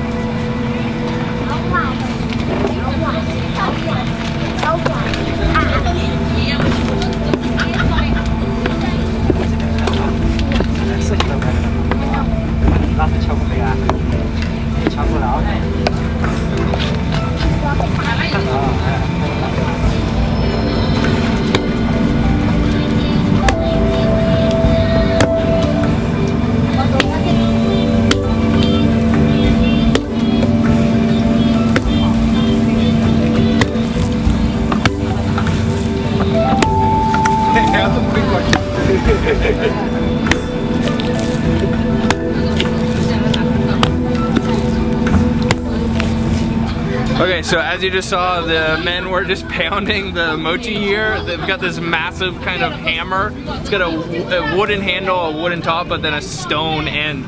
And apparently I'm gonna try it by myself. I don't know how this is gonna go.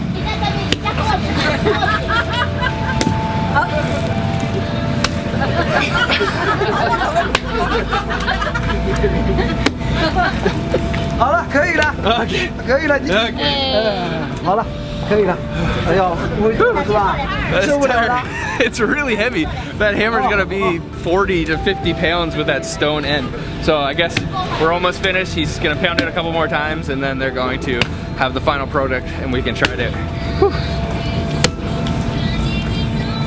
The old woman that is applying the water between the poundings is really brave. That's gonna take a lot of practice to not get hit. I think they're finished now and they're going to lay it on this board here.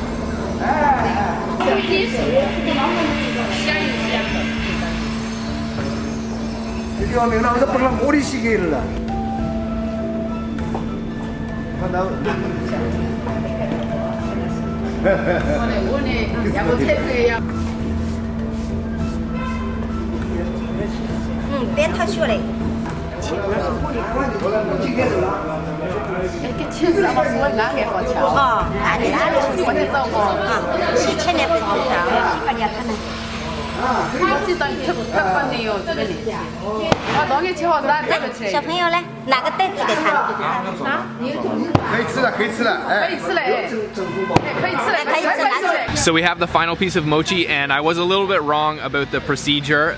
They actually added the sugar in last and kind of ground it all together with the rice cake and the wormwood, and this just has an amazing green color. And when she was doing the kind of final preparation of slicing it, she added some pine flour, which is this yellow flour on the top. So let's go sit with the locals and try this out.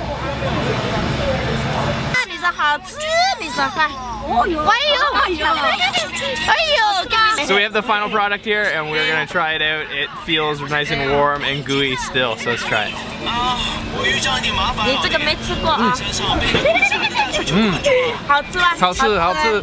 Oh, really good. Oh, it's really unique. The herb flavor, it's almost like woody or kind of earthy, and it's nice and chewy, still warm, and a little bit sweet. That's really good.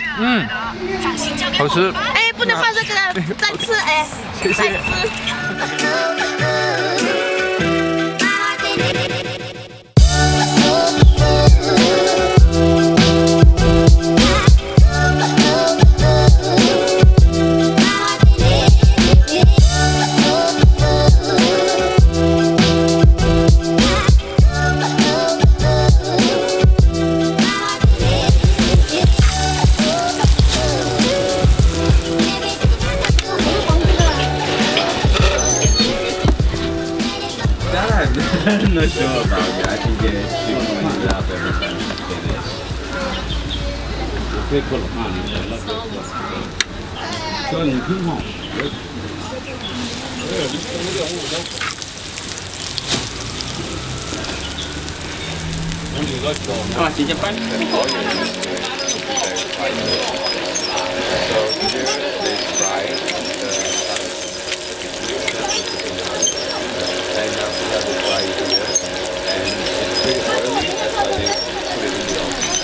Oh, he bakes it after. Yeah.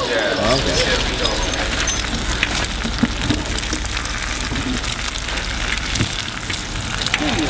Okay, we have our first breakfast snack today, and this looks really cool. We are at a cool spot. This is a bing, which is a savory pancake that has been stuffed with an egg and with beef and lots of scallions, and then he's frying it in pig lard. So they're also making a ton of other things here. So they've got some fresh noodles hanging up, drying on the side, and then he's frying these savory pancakes on top of a hot griddle. After he's done frying them, he actually puts them underneath the griddle to bake, and I guess that makes it extra crispy, and we have ordered the kind with an egg inside. You can see it's almost like a little egg hamburger, and man, that feels really crispy and oily. So let's try this.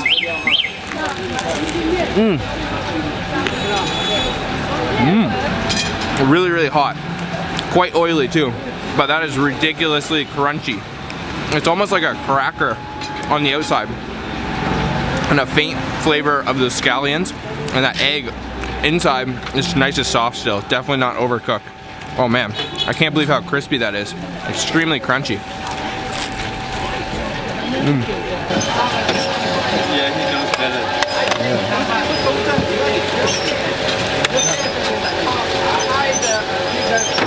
Okay, this is really good, and this stall is extremely popular. Super cool. You can see him preparing everything here. I was actually wrong. There's no beef inside of this one, just an egg and some scallions. But man, it's almost like a cracker egg sandwich. It's ridiculously crunchy and quite oily too, but good for breakfast.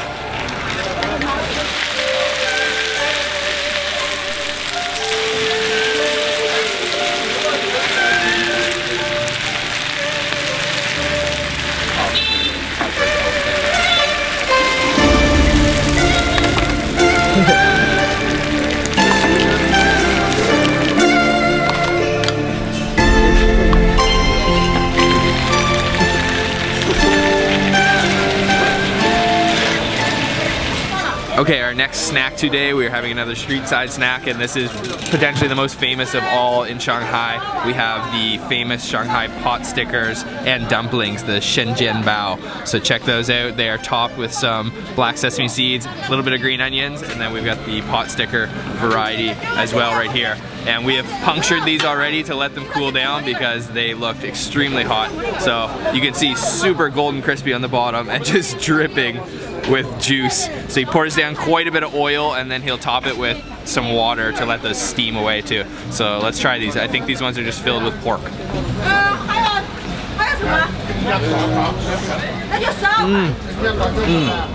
Oh man, that's really juicy.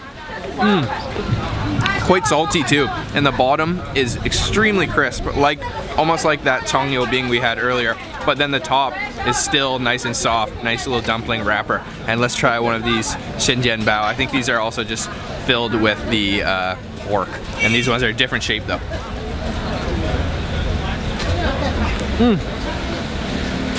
I just had to kind of drink the soup there because that was really hot.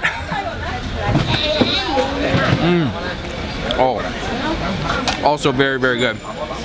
Very similar flavor. I'd say the wrapper on this one is more fluffy and dense than the pot sticker variety, but also very good. These are awesome. This spot is really popular.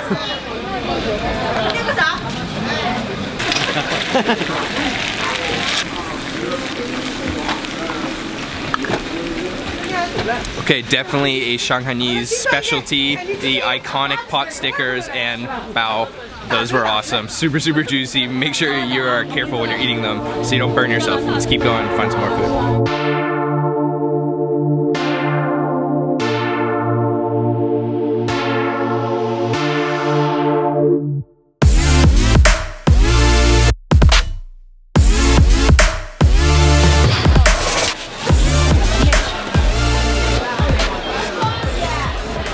So with the modernization of Shanghai and China, there are fewer and fewer of these authentic places to come shopping. But we have come with Lost Plate food tours to a really cool fresh market where they're selling all kinds of seafood, all kinds of vegetables. It's a really vibrant, colorful, beautiful place, and lots of really good looking ingredients.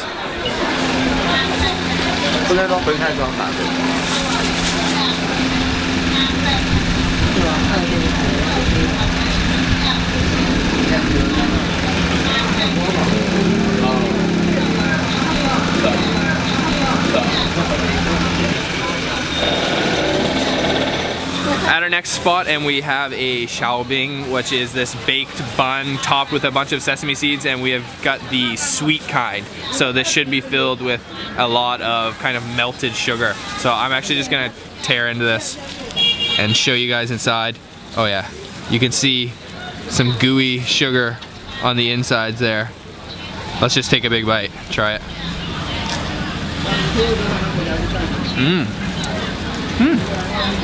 It almost tastes like a bagel on the outside with a really strong sesame seed flavor, and then sweet on the inside.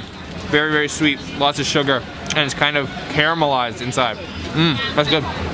Okay, we are doing a ton of eating today, and we have ordered up another really popular snack. This is the famous Shandong jianbing, and you can see her making them right behind me here. So first she uses a corn flour that she flattens in this circular griddle, and then she tops it with all kinds of delicious ingredients. First she kind of cracks an egg on there and breaks that up, and then she'll put some pickles, some cilantro, some green onions, and then tops it with this really popular bean paste, and then a little bit of chilies, and then she puts this really interesting deep fried rice cake kind of cracker in the middle, so you can see it right inside there.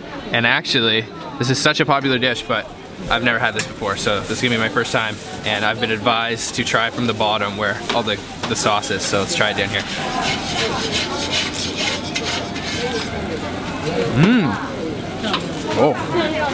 Oh, that's really good. A little bit spicy.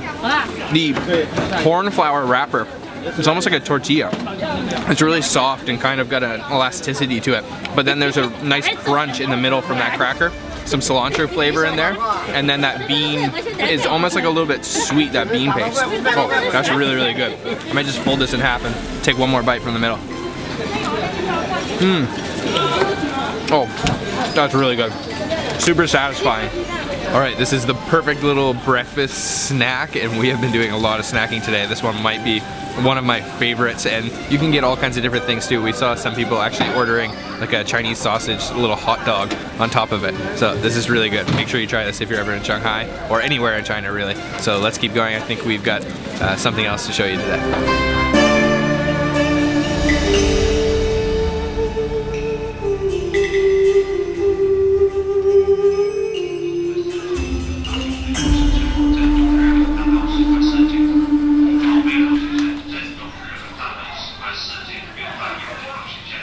他们过来露营啊，他们给你们做做不宣买点东西，给你们做做宣传。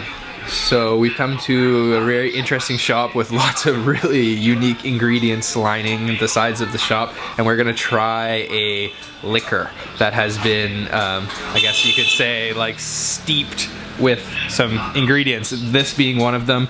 Let me know in the comment section if you know exactly what this is. It looks like some sort of a flying lizard. You can see his head there, and this is dried and kind of flattened, and then over here we've got a snake coiled up, and this is apparently also in the wine that we will be trying. So can't say I've ever had this before. Should be interesting. Here we have our wine. This is a pure rice wine, and I can smell it already. It smells really, really strong, and the man kind of got up on a stool and poured some from this really interesting looking jar that is filled with those ingredients. We just showed you the lizard and the snake, and also some ginseng, and it's got this really like brown, clear color to it. So I'm just gonna take all of this, I think. Oh man, it smells really, really strong.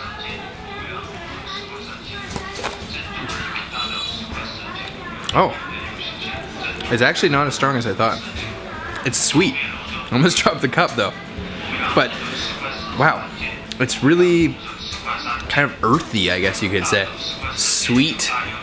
I think there must be some sugar in there, and I can definitely taste some ginseng, almost like a ginger flavor. It's actually not as bad as I thought. I don't know if I can taste snake or lizard, but to be honest, I don't know what lizard and snake taste like. But that's pretty good actually. It's surprisingly good.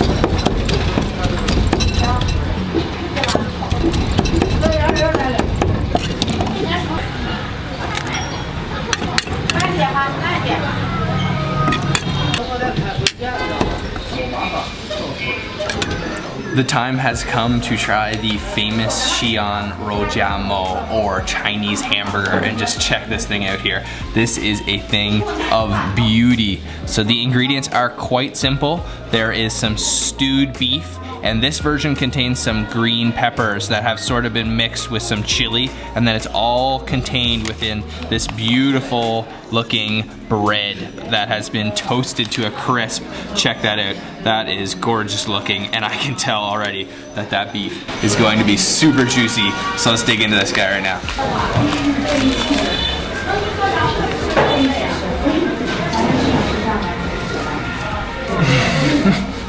Oh man.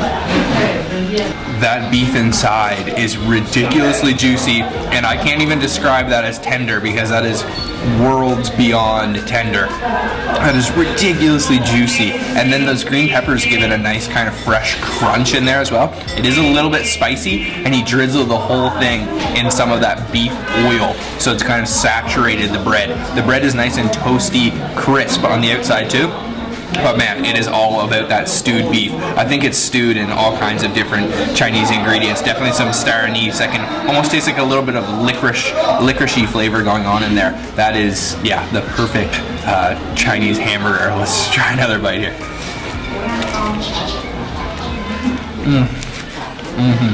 It kind of reminds me of Philly steak, but inside of this really toasty, delicious bun.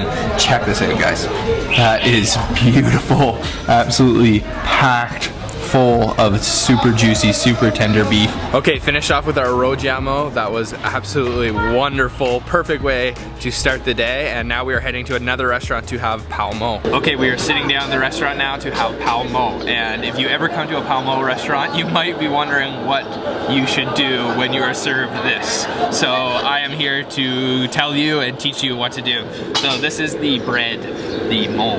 And as you can see, it's just kind of like a hockey puck sized piece of bread, and it is very dense feeling. So the thing that you're supposed to do is, this is not the dish. You need to help prepare your own dish. So you actually are supposed to break this into very small pieces, about soybean sized piece, and then you fill your bowl full of this mo bread, and then she's going to come around and serve us some soup inside with the bread inside it as well. And this is kind of like a social activity that you do with your friends and family when you eat pao mo. So you sit, break these up. So I will check back with you in a second once this pao mo is all broken up. And there you have it. We have broken up all of our bread, and that is a lot of bread. And let me tell you, that's not easy. That took us maybe 5 minutes just to break up those 2 small pieces of bread. It's pretty dense bread, so it's kind of hard to break up. So we're gonna give this to the chef, and then he's going to fill this up with our soup. And that is how you make pao mo.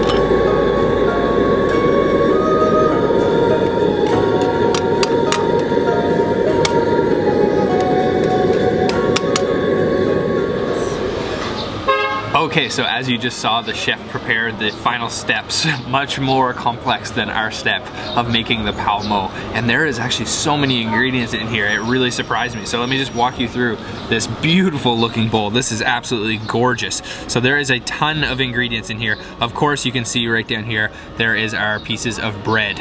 And then she also mixed in some vermicelli noodles that are hiding away down there. There is some thin slices of beef, green onions, some spinach, and there's some tomatoes, and then I think this is tofu here, and then topped with peanuts. And the broth was comprised of all kinds of different spices. He mixed it with some Szechuan peppercorn, some soy sauce, some oil, and some vinegar, and then some stock as well. I imagine it's probably a beef stock, and I'm sure there's other things I'm missing as well. But this just looks absolutely beautiful, so let's dig into this. Oh, I should also mention, it is served with a side of pickled sweet garlic. So this looks really interesting. I guess you put a little bit inside, or you can eat it by itself. Yeah, this looks interesting, so let's try it out. Okay, I'm going to try to get as much ingredients as I can in one bite. Definitely want to get some beef, and I definitely want to get some bread. And I think I'll get a piece of that tofu there.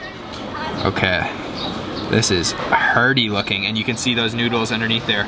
Oh, I might need to use my chopsticks to eat those after. Okay, I'll start with the bread, finish with the noodles and beef.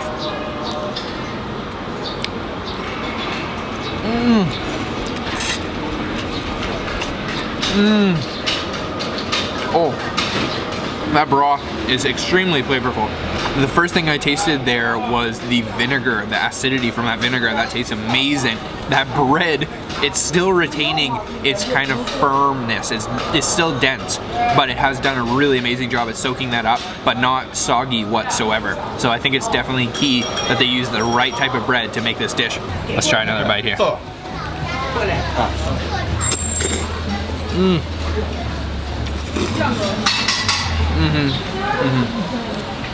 Tomato. Oh, that's fabulous. Okay, I'm going to try one of these pickled sweet garlics. She told me I have to peel it. Not exactly sure the best way to do that. I guess like this.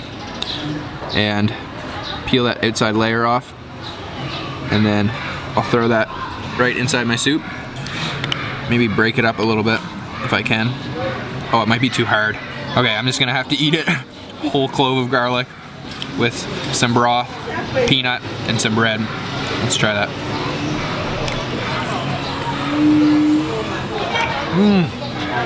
Woo. Oh man, that is strong. But that is pickled, so it's very sweet at the same time. Oh, that is potent. I don't know if I was supposed to eat the whole thing like that, but it actually is nice.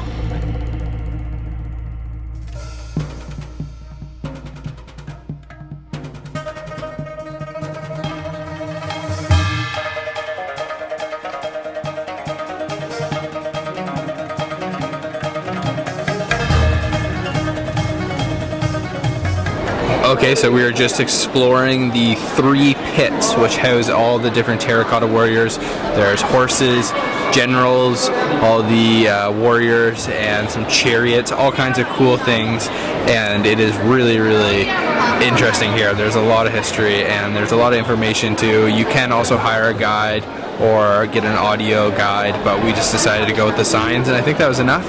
I think that's going to be it though. We don't want to give too much away. I think you guys should come here if you ever do come to Xi'an. It's certainly a wonder of China.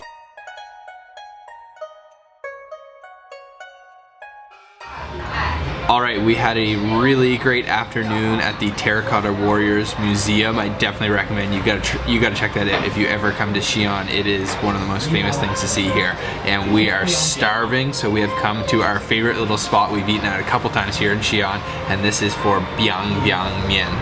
And an interesting fact about biang biang mian is that the word biang is actually the most complex Chinese character ever. There is something like 57 strokes in this single character, so that's pretty interesting, but I'm not exactly sure how that relates to the dish, but whatever, this just looks fantastic anyway. Check this bowl out here. Let me walk you through everything we've got here. So we've got some, I believe this is beef here, and then we've got some vegetables. This is like a meat sauce, and then sort of an egg and tomato sauce with some chilies in the middle, but then the real magic is the biang biang mian. These super flat, thick noodles. You can see they're not really like any other noodles I've ever had. So let's just give this bowl a big mixing.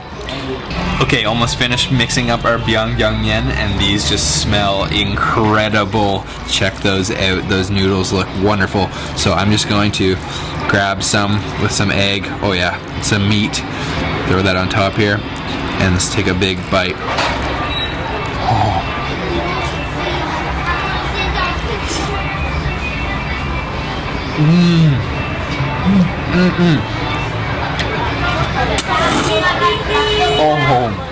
Oh, those are top notch. So they are a little bit spicy from that chili in there, and it's almost got a little bit of a tart flavor to it from those tomatoes. And then the meat is nice and tender, but really it's all about those noodles. They do an incredible job at actually retaining all the flavor from the sauces. Let's take one more bite here. These are absolutely gorgeous looking noodles. Oh man, those are awesome. Let's take another bite.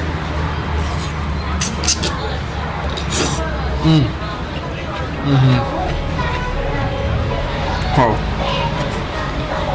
that is a perfect bowl of noodles. Those are awesome. After you're finished with your biang biang men, you are rewarded with the caricature for biang at the bottom there. All 57 strokes. That is crazy intricate. There is no way I will ever be able to learn how to write that in my lifetime. 一样不用，你看不切开一样大草原的，很嫩的东西。你要多少？多少钱？70。75。你切根筋的，这狗多你不用生气啊，全部就是狗拖了这里。哎，有个手套啊。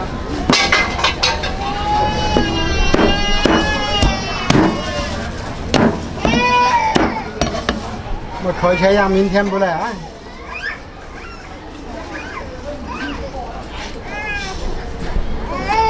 不，一公斤130，新疆朋友养的基本没有。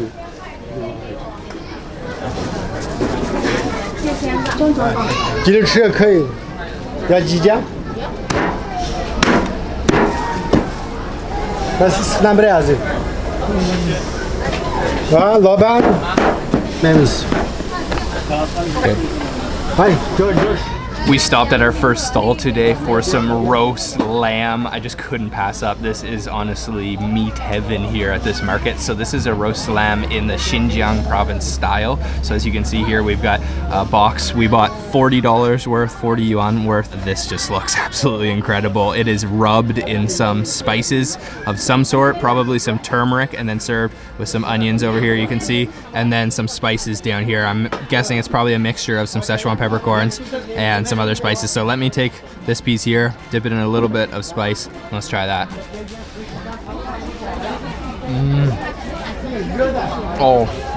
Oh yeah, that is absolutely succulent roast lamb, and I was wrong. That's not Szechuan peppercorns, that is cumin, and it is full of flavor. Served with some crisp, fresh onions, and that lamb is super smoky, and I think it's rubbed in some turmeric and probably some more cumin. Let's just try another bite of this. This is so good.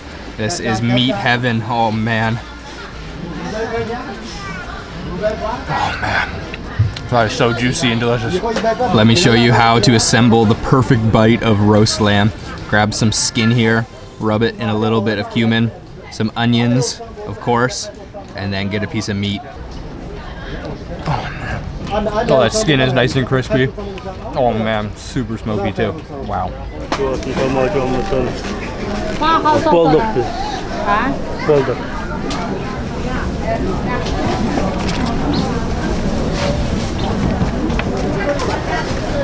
Yang菜要不要？要。那个是。有 salad? Salad? Okay. Okay.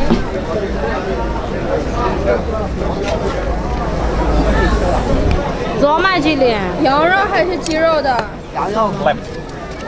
你这是可以就是。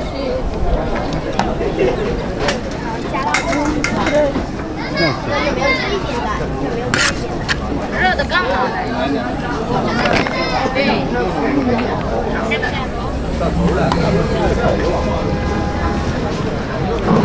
Probably the most popular dish at this entire market is the pilaf, which is rice cooked in with meat and carrots and all kinds of different things, and we just ordered up a beautiful plate of it here and also a plate of naan bread. So as you can see here, there is tons of carrots inside of this pilaf. That rice looks nice and juicy, and then we got a piece of roast chicken on top, and then some sort of a salad over here. It looks like probably some onions and some more carrots, and then maybe some chili. And then of course our naan bread, which looks like it's been kind of topped with some green onions, and oh man, That feels nice and thick. So let me just rip off a piece of that here, and I'm just gonna grab some rice first to try that with some carrots, and then chase it with some bread. Oh man, that's so hearty. Oh yeah. Let's try a piece of this chicken now, and with some of this salad. This is honestly so filling and hearty. It's like survival food, but done really deliciously. So let's try this bite.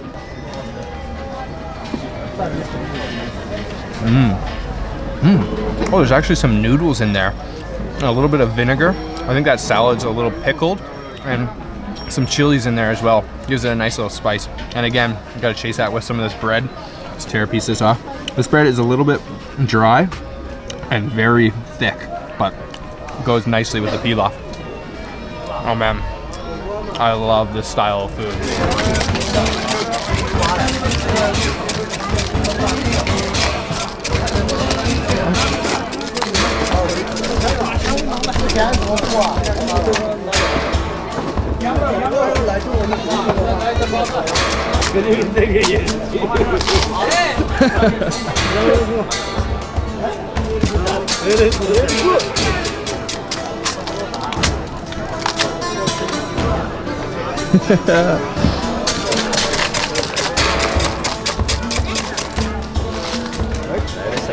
Next up, we've got this really interesting kind of dessert of yogurt and ice and a little bit of sugar. They were chopping off this huge ice block, and you can see here there is this massive bowl of ice for only 10 yuan, and there is tons of yogurt as well. So let me give this a try here.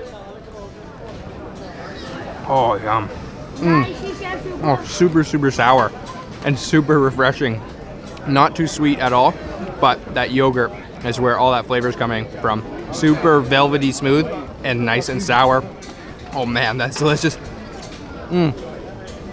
That is perfect for today because it is smoking hot out here in Guangzhou. And the owners of this stall were really friendly, and he was putting on a little show, cracking up that ice for us. This is so good. This is like my dream dessert. It is ultra sour, super creamy, and nice and cold and refreshing. This is to die for here in Guangzhou. Let's try this. Oh man, it's not the thickest yogurt ever. It's actually quite like watered down, but with that ice, so refreshing. That yogurt was unreal, honestly. That just cooled my body temperature quite a bit. This market is really starting to get busy now, and the people here are just really, really friendly. And it's quite easy actually as a tourist because everyone speaks pretty good English. And you know, there's people from all different parts of the world here, but the majority cuisine representation here, it would be the Hui ethnic minority Chinese and also the Uyghur group, and that food comes from, like I mentioned earlier, the far west of China. But man, it is just so good. This food I could just eat all day long.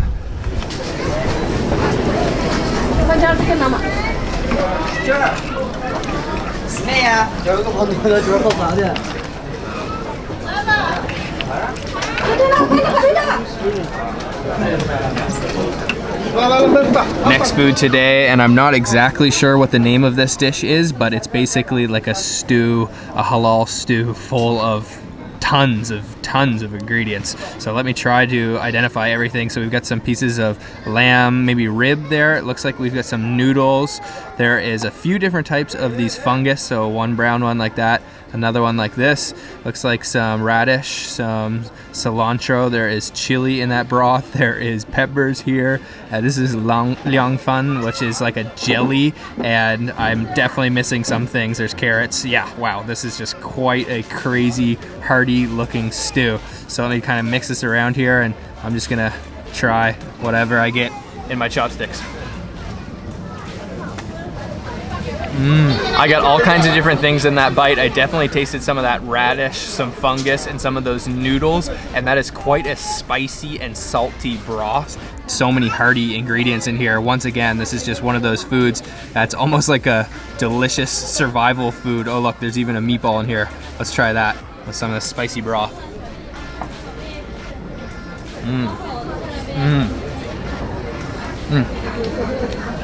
I think that's a lamb meatball, and whew, that is quite spicy and quite salty too.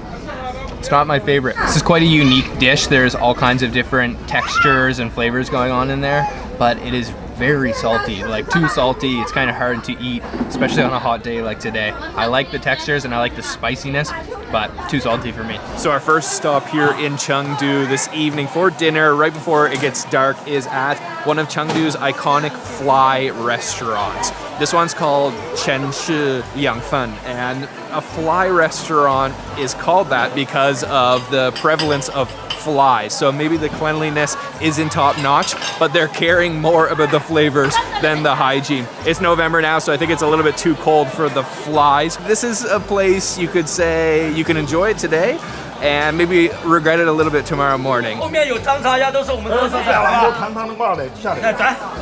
So the way that this spot works is you just come inside and grab whatever you want. They've got cold dishes, they've got hot dishes, all kinds of different things, all Sichuan classics, and it's just opened up, but it's getting super popular. So let's pick out a few dishes to try. So maybe we get this one. Yes. Okay. Hongyoji, so red oil chicken. Yes, right. Okay. Is this served cold? Yeah? Cold dish, yes. Cold dish, okay. All right, we'll get a couple more. This place is crazy. So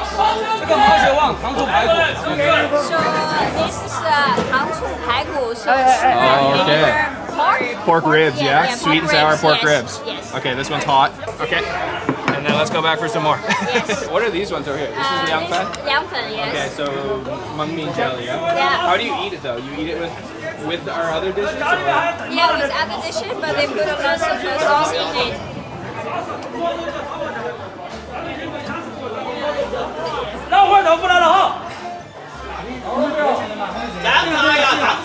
Okay, nice hot soup, perfect for a cold day. The chef is just screaming out all the different foods available. Okay, I think we've got enough. Let's go eat.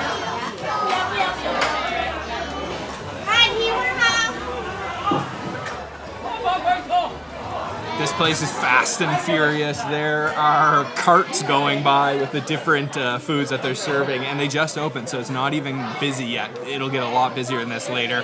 Fiona just went to go grab us a beer, and let me introduce you the different dishes we decided to go with. So first off, we've got the Hongyoji, yeah? Hongyoji, yes. Red oil chicken, so I see, look at the oil on the bottom, oh my gosh, and then peanuts on top, some leeks it looks like, and then all kinds of chicken. This is a radish soup, perfect for the winter day. Back here we've got the sweet and sour pork ribs. Yes. Also some leeks and some chilies in there. Mm-hmm. And then this is the restaurant's named after this dish, right? Liang Fen. Yeah, Liang Fan, yes. Which is like a mung bean jelly, and then it's topped with the black bean spicy sauce, all this spiciness going on here. Yes, of It's a little course. bit intimidating. Yeah. Everything looks spicy. Okay, let me try the namesake dish here, the Liang Fen. So mung bean jelly with this crazy thick black bean paste and lots of chili there. Oh, it's really slippery. Try.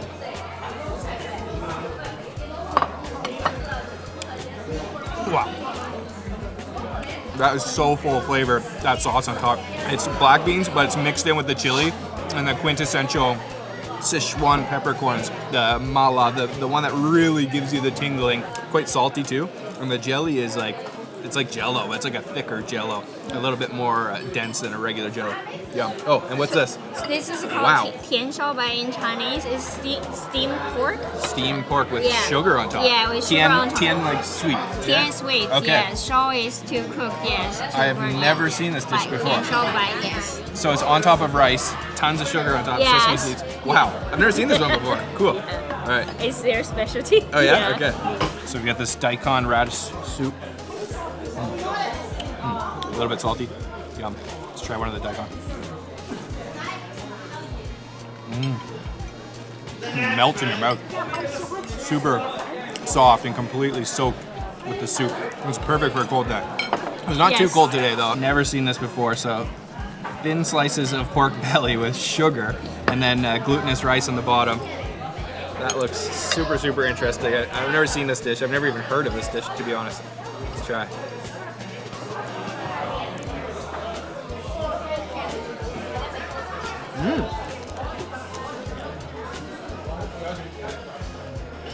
It's almost like a dessert, like a pork dessert. That is a little bit strange. You get the crunchy sugar on top. It's kind of messing with my brain because I think it's going to be pork belly, but it tastes like a dessert almost. This one looks spicy, but it's interesting that it's served cold though. Yeah.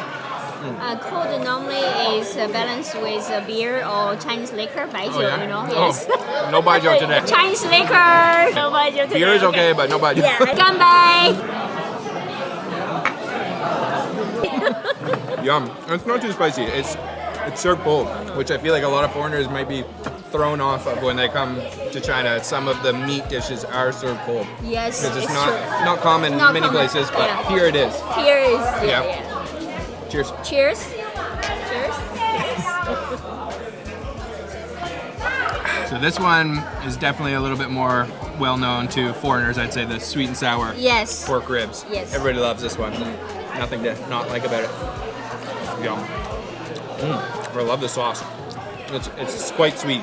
It's not as sour as some of the sweet and sour dishes, but not spicy. These two are the spicy ones. My first fly restaurant experience. Fly restaurant, yes. Fly means it's how to say affordable price, and all the people, local people, you can see it today because it's a little bit cold, not as many as before, but still this people, young and old, they're all coming here and eat. Mostly a neighbors, yes. So like a cheap and authentic food and local spot, kind of hidden in the alleyway. Yes. And Working it is hidden. class, yes. Yeah, working class. Yeah. Yes. All the dishes is really good, but honestly, I think this one's my favorite. I love the doubanjiang, the black bean paste is so full of flavor. It's just so much flavor in there. And it really soaks the jelly too. Starting to get a little busier here now. A good thing to note is for tourists visiting Chengdu, this, and maybe you're a little bit nervous about going to the restaurant because the menu is going to be all in Chinese, and to be fair, there's not a lot of English here in China. But this restaurant is great because you can just point and pick whatever you want. You just go up there and whatever looks good, take it to your table, and it's easy. That's true. And it's pretty safe to say everything's going to taste good. This one's not my, how did you call this again? Tian Shao Bai. Okay, not my favorite. Not your favorite. Not my favorite, but a very unique dish. What do you think, Fiona? It's really different. What a cool spot. I love the atmosphere. Food was good, but I just got to give it up for the atmosphere. This is an experience in itself to eat at one of Chengdu's famous fly restaurants. Everything classic, authentic Sichuan flavors. And we are heading to eat a lot more tonight. It's just getting dark now, and we're just kicking off our food tour.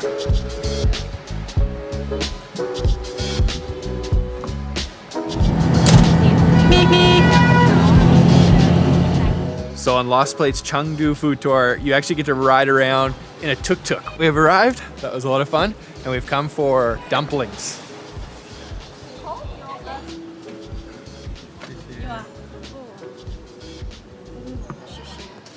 So Fiona and I are sitting down at the dumpling restaurant. What did you tell me the name of this restaurant is? The name of the restaurant called 82 Dry Sea Pepper Chow Shou. Sea pepper chow shou is the dumplings, but what does sea pepper mean? Sea pepper. Pepper originally coming from the ocean, that's why it's called sea pepper. And dried sea pepper, so this pepper is grounded by hand. Okay. And Chinese people believe it if you ground it by hand, it's more tasty. It's pepper coming from the sea, so it's sort of like a play on words, like imported from way back in the day. But now you can grow it here, obviously. Yes. This one is Qing Tang Chao Shou. So clear soup chao shou for the one is non-spicy, non-spicy version. And with pork filling. Pork fillings. Whoa, those look good. All handmade. Yes. And then we've got the spicy version here. Yeah, this is the spicy version. Their signature one is called Ganhai Jiao Chao Shou in Chinese. So those are the hand ground pepper that they're referring to. And then they put a little bit of sesame and also a little bit peanuts. Okay. Yes, and spring onion. And this is the radish pickles. Radish pickles. Yes. Okay, yeah, cool. Those look spicy. Yeah. Okay, look at this. This is super spicy. So there's some oil on the bottom. I'm gonna kind of mix this up. Yeah. Yes. Okay. Yeah. So peanuts in there. And pork sesame, dumplings. yes. Yeah. Ooh, it smells really good too. That looks crazy spicy. But we're on a spicy Sichuan street food tour. Cheers. Cheers.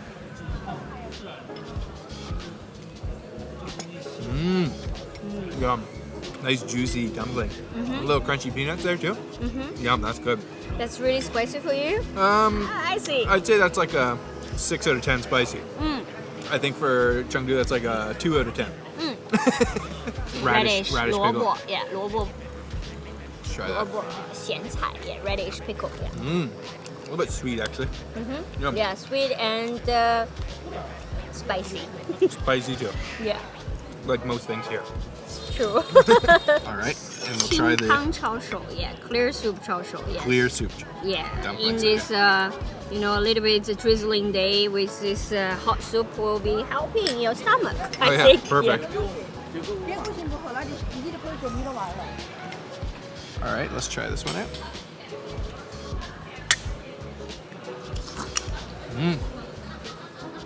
Those are awesome. Really juicy dumplings. And the wrapper is so delicate. It completely explodes in your mouth. So Fiona was explaining to me this restaurant's called Erba, which means 2-8, because this community what is called that as well. And this is an interesting community because back in the 60s, it was actually a military complex, and a lot of the brightest minds of Chengdu lived here. And nowadays, everything's in this area is still known as Erba, and this restaurant is the 2-8 Chaoshu dumplings. I love these spicy ones.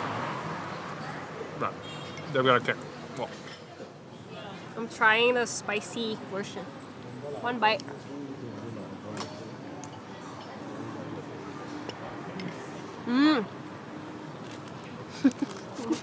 It's spicy. Yeah? If you eat this type of spicy and you swallow it wrong, it can burn your throat. And this one, I mean, radish pickle. Yeah. going for some more Sichuanese food. 还是两个辣的，两个辣的。哦。 And then gao means cake, right? So 蛋烘糕 in Chinese, egg baked cake. And then normally, this is a special one, so spicy beef is most savory, and the traditional one is sweet, yes, Okay. as you mentioned. But the one is that's for children, yes. Another dish that I've never seen here in China, but it's definitely reminiscent of martabak manis or apambalik, or what do they call it in Thailand? In Phuket, it's called apong. Apong. Apong, yeah. So seen around the world, but I've never seen it here in China, and this is the only place I've seen it that they actually serve it sweet and savory. So I have what is this one? Mala beef. Yeah, so spicy beef. Yeah, Spicy beef. So he takes a little bit of batter, kind of works it around in the sort of mini wok, and then gets it nice and crispy. Then whatever filling you want. Mala Neuro. I can smell the Sichuan peppers. Look at, you can add a little bit extra too if you want to. Let's try it out.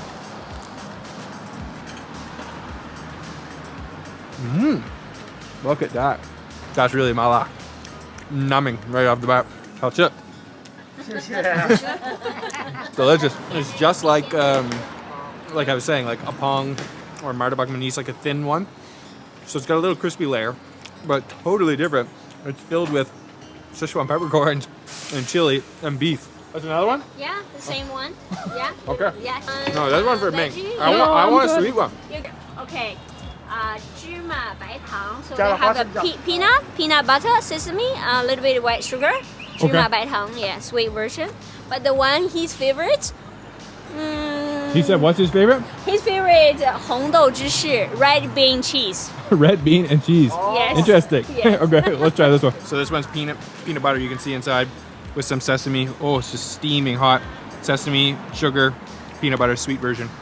Just little mini ones. I love it. Perfect little snack. Yum. Strange flavored potato. 怪味土豆. 怪味土豆 in Chinese is literally translation special or strange flavored potato. Yeah, fried potato wedges, and I could smell lots of cumin on there. Strange flavor. Let's try it. Yeah. See if it's strange.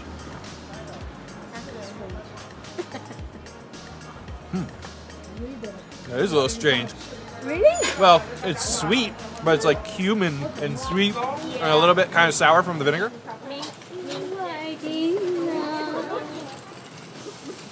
Yeah. You like it? Is it strange? It's strange. Strange? It is? It tastes like Indian food. Whoa. Oh. I can see that. It's You almost know what I almost mean? like curry. Because it has like, yes, like what you said, it has like curry, cumin taste from it. Dragon, popcorn, really?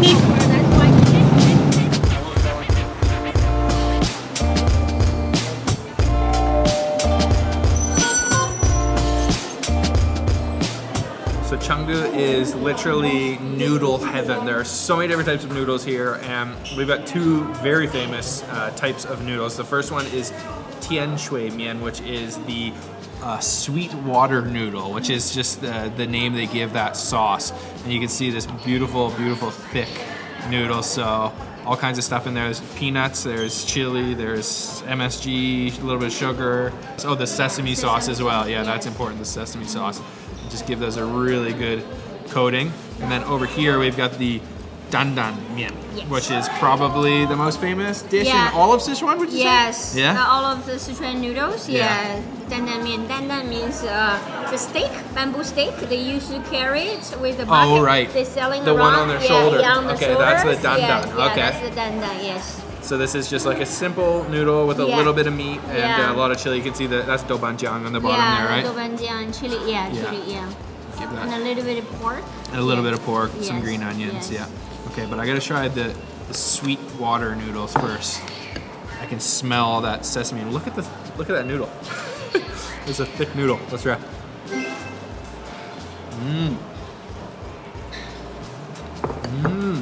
It's definitely sweet. Leaning on the sweet side. Very sesame flavor. Little bits of peanut in there as well. But then you also get the spiciness, which starts to build. It's really not super spicy, but it's balanced with the sweetness. But I really love that noodle. Like, the noodle is just ridiculously thick. Oops. Chopstick down. No problem. Another one? Yeah, look at the thickness of that noodle. Serious noodle. Oh my gosh. And you can see how just well the peanuts and everything stick on the outside of it. It's really coated with that tian shui, the sweet water. I love the sesame. Interesting spicy sweetness. Nutty. Really good.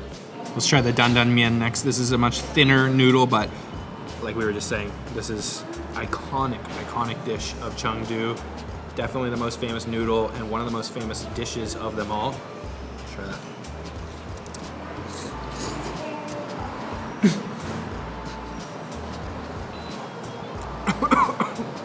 Okay, that one packs a punch. Like Mink was saying earlier, with this Sichuan food, you gotta be careful because if it goes down the wrong pipe, you're in trouble. Like, it stings going down. You gotta be careful every bite you take here in Chengdu. I think I like the tian shui mian. This is a much simpler, clean, just basically spicy flavor. And this is a much sweeter, nutty, earthy, and complex flavor. Both good, but gotta give it up to tian shui mian. That's hot. Kind of let that one go down the wrong pipe there. Jumping in the tuk-tuk. Let's go to our next spot. Yeah, next stop. Yeah. Where is that here? We have so many. Moving right along, we're heading to a super local spot that you'll only find if you go on your Lost Plate food tour. It is upstairs, and it smells like cigarettes and beer, and lots of locals in here. So this is a late night food tour. We arrived pretty much as they were closing. They allowed us to order a couple dishes, so we're lucky. This is the type of place you can tell right away that they're not the friendliest, but I'm guessing the food's gonna be great. They're kind of screaming at you when you come in, and if you pretty much said you can't smoke in here, you're gonna lose all your customers because people wanna come, smoke, drink, eat some good Sichuan food. So that's the atmosphere, I love it. Is that a no smoking sign? So this is a very famous Sichuan dish called huiguo rou, twice cooked pork, thin slices of pork belly with some peppers, and then there's also black beans, a very key ingredient, for the huiguo rou. So it's called twice cooked pork. Yes. So what are they? They actually cook it 2 times? Yeah, 2 times because one time they make it the oil out away and then they just stir it. Yeah. Oh, okay, so they stir fry it once, throw the oil away, and then add in the flavors. Okay. Yes. So let's try it. This is, like I said, probably one of the most famous dishes in Sichuan, right? Yes, Sichuan, yes, signature food. Yes. This one is jiaoyan pinggu in Chinese. Is mushroom, and they put the Sichuan pepper on the top, so now in your lips. Yes, these are fried mushrooms. Fresh mushrooms. Really? Okay. Yes. Twice cooked pork is, it's not spicy. There's a little bit of spice to it, but it's really that black bean flavor I find. It's sort of, again, like earthy, really nice flavor, and a little bit sweet as well. I'm noticing the food here is a bit sweet. Sweet and spicy. Yeah, sweet and spicy and a little bit salty, yes. Yeah. Yes. Look at this. Look at the amount of Sichuan peppercorns on top. Yes.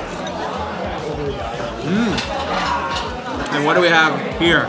We have Chinese liquor. Yes, ganbei. Yes. Baijiu. Baijiu, yes. This stuff is crazy. Be careful.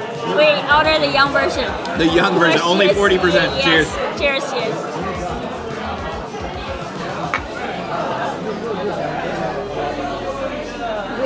It tastes like something you clean the floor with. Actually, the flavor's alright. It's just super strong. But this is the baby version. Can I see it? Yes, it's the baby version. Only 40%. Yes. Oh, and we got more food coming. Yeah. This is a crazy night of eating. But this can go up to 62%, you said, right? Yeah, 62 or 52. That's crazy. Yes. This is so famous around the world. Mapo tofu. Yes. So famous. Everybody loves this. With all of that huajiao, Sichuan peppercorn on top. Lots of spicy oil.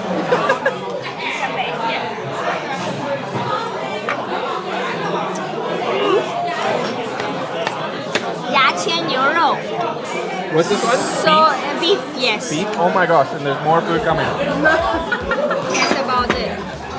So this one is beef with... This is a beef with just beef. It's garlic, and then it's called yaqian toothache, yaqian 牛肉, yeah, toothpaste, yeah. And then it's straight to roll pan. So boiling pork, but it's really tender. Boiled pork. Yeah. This is a signature food from Sichuan. Jeez, that one was so spicy. Toothpick. Toothpick beef. Cheers. Cheers. Toothpick beef. Whoa, that was just a piece of fat. Yum. That's awesome. Here is the Sichuan Yeah, those are the pepper. Sichuan peppercorns. Yeah, peppercorn. Yeah. Oh, wow. This dish just encompasses Sichuan cuisine, full of Sichuan peppercorns, like full Sichuan peppercorns, ground Sichuan peppercorns, and then you've got the chilies as well. Yes. Here we go. Yes. And then, so this is boiled beef. I don't know if you can tell on the camera, but it is literally coated with Sichuan, ground Sichuan peppercorns, and then you can see right there, it's almost like a hot pot. All the full Sichuan peppercorns too. Look at that. That is intimidating to say the least. That's gonna go on some rice. All right, let's give that a try. Ooh-wee.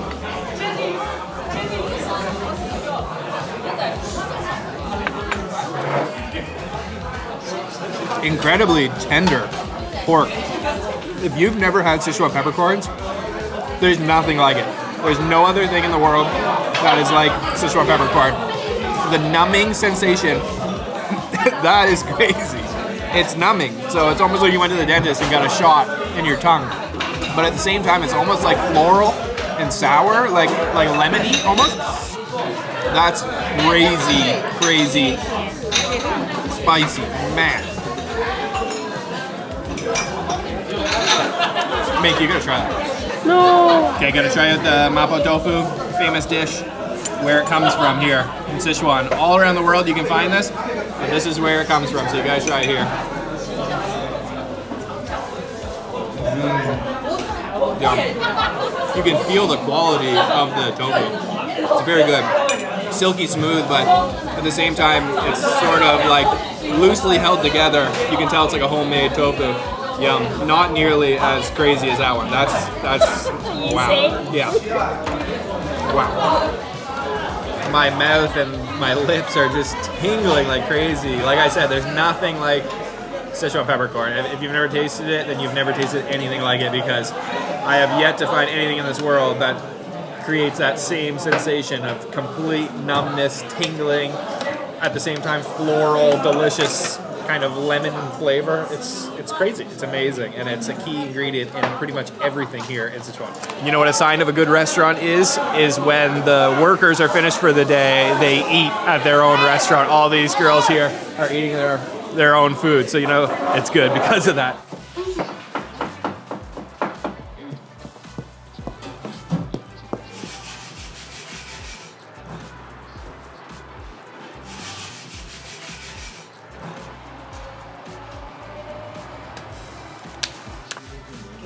So our first stop on our food tour here in Beijing, we're having something that's called the Imperial Beef Pie. So way back in the day, beef was a very luxurious commodity that was only available to the royalty. So that's why it's called the Imperial Beef Pie.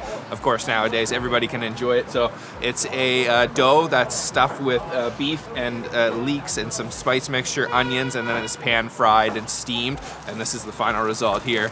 So it looks nice and crispy, nice and warm, which is good because it's freezing cold here this morning in Beijing. Let's try it out.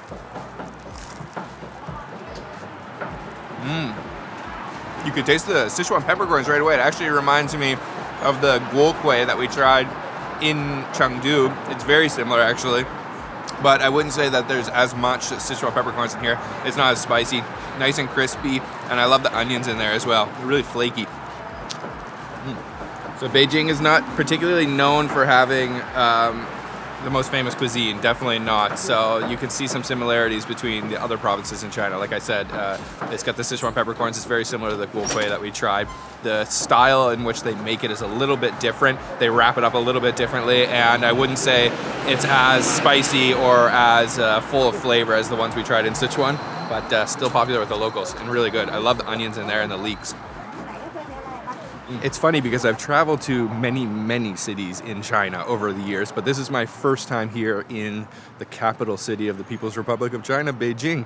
So a lot of people like to visit Beijing as their first place in China, but this is definitely not my first stop here in China. And today we partnered up once again with our friends at Lost Plate Food Tour to take you guys on an awesome food tour through the hutongs, or old alleyways of Beijing. And then later on, we're going to be trying the famous Peking roast duck, the most famous dish in all of Beijing. Is going to be a great day. So let's go eat some street food.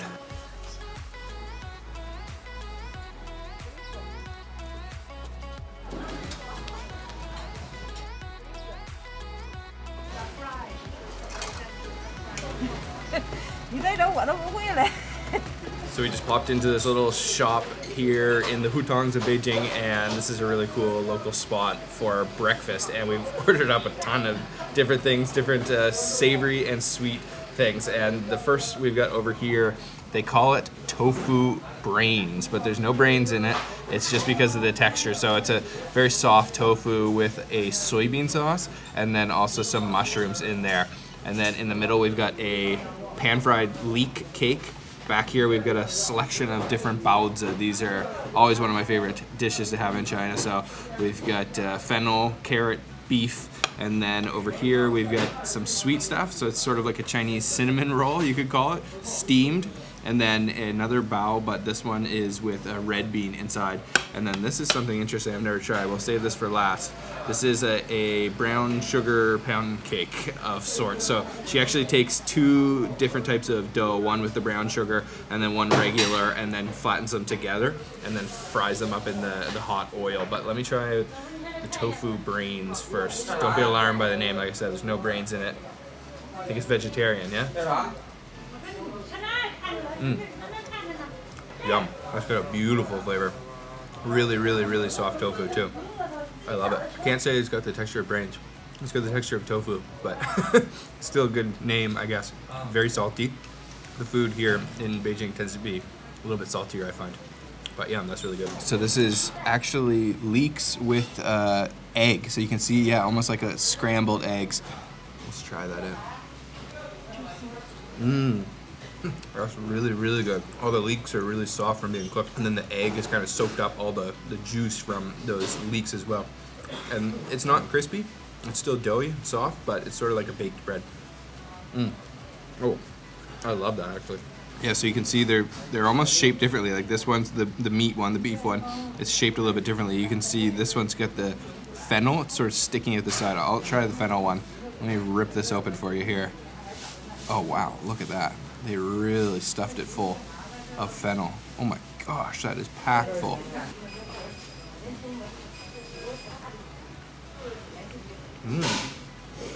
I love the baozi here in China because the texture is so fluffy.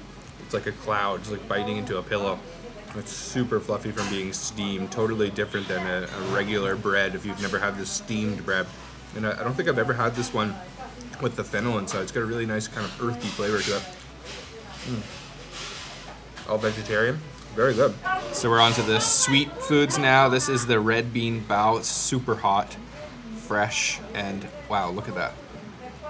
If you're new to Asia, you might mistake this for being chocolate. And it honestly is, in a lot of ways, almost like a substitute for chocolate, but way healthier.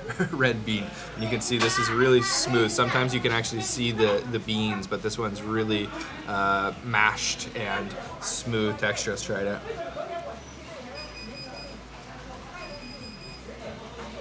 Hot. It's actually got a lot of flavor. Like it's sweet. It's definitely sweet, but it's got a lot of kind of the red bean flavor, kind of earthy again, beany, if you will.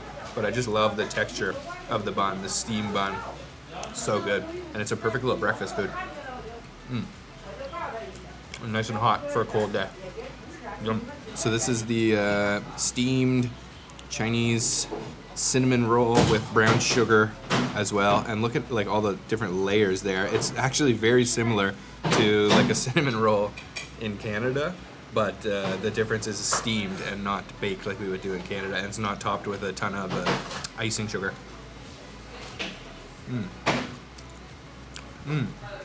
When it's steamed like that, the bread's less dry than when it's baked, and this one's less sweet than the red bean, I find. Just a very, very light flavor of cinnamon. I almost can't taste it at all, actually. So this one I've never seen before. This, like I was saying earlier, is the deep fried brown sugar pancake. There's actually 2 layers. One is like the dough mixed with the brown sugar, and then one is like the normal dough, which is on the bottom here. And she presses them together and then flattens it out and deep fries it right in the oil. So it's got a whole layer of brown sugar on the top. This one is fried. Most of these are steamed. That one's also pan fried, but let's try this. This is completely deep fried. Yum. Oh my god. That's awesome. The brown sugar layer on the top also has a completely different texture than the one on the bottom. The one on the bottom is a little bit fluffy still, but the brown sugar on the top has gotten super crispy and crunchy. It's like a sweet kind of crust on the top. It's almost like a pizza, a little deep fried pizza, if you will. Yeah, but a lot of flavor, sweet, oily, satisfying.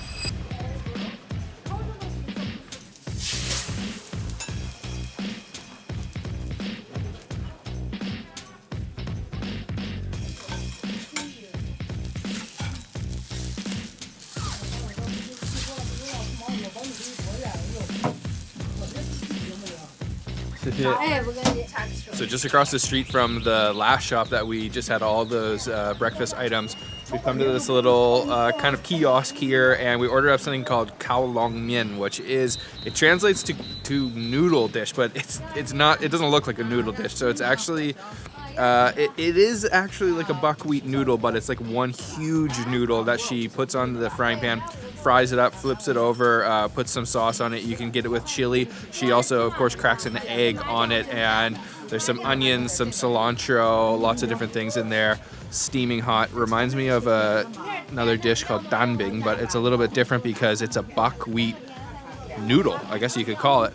On the outside, you can see the egg on there too. And this is so cool. We're just standing right on the hutongs of Beijing.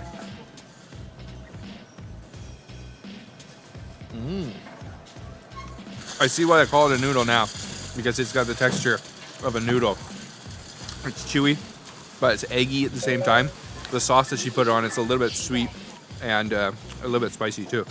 Actually, that's really, really good. It's almost just like a huge pasta noodle or something like that. Interesting. Yum. Actually, I feel like there's maybe some tomato in that sauce too. I love the egg. Anything with the egg, I love it. There, now you're eating it like a noodle too. It is a noodle, actually. Wider one. Yeah, like a big wide Like noodle. a big one. But in Chinese we call something noodle, that's mian. But mian not necessarily means something like a long shaped noodle. Okay. It's like some texture. So this counts as a noodle. Right.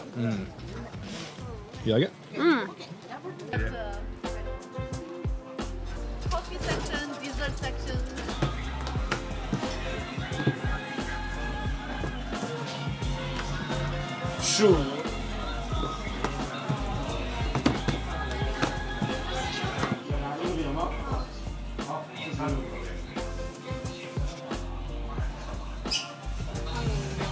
是吧？ So our next stop for breakfast today is for something they call jidan guanding, which means egg-filled pancake. We've had a lot of bready things for breakfast today. You can see here in the northern part of China, they like to eat a lot of sort of bread-based foods. So this one is really interesting. He starts by flattening out a dough similar to some of the other dishes we've seen, and then it's pan-fried once again in oil. But what makes this one different is he fills it with an egg. So he kind of rips a little piece of the bing open and then pours the egg right inside of it. And then once it's all fried up crispy, he slathers on some soybean paste, and you can get chili, and then you can get a number of different kind of fillings. You can get the lettuce, you can get meat, all kinds of different things.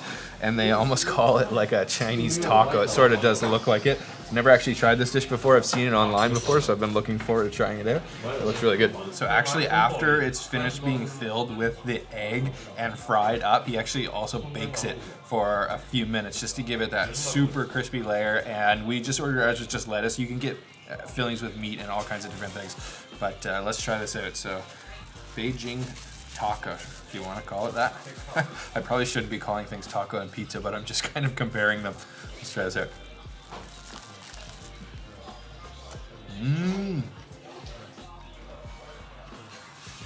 Yum. I love the sauce that he puts on to the pancake. He literally paints it on with a paintbrush. It's a soybean paste. It's got a little tangy flavor to it.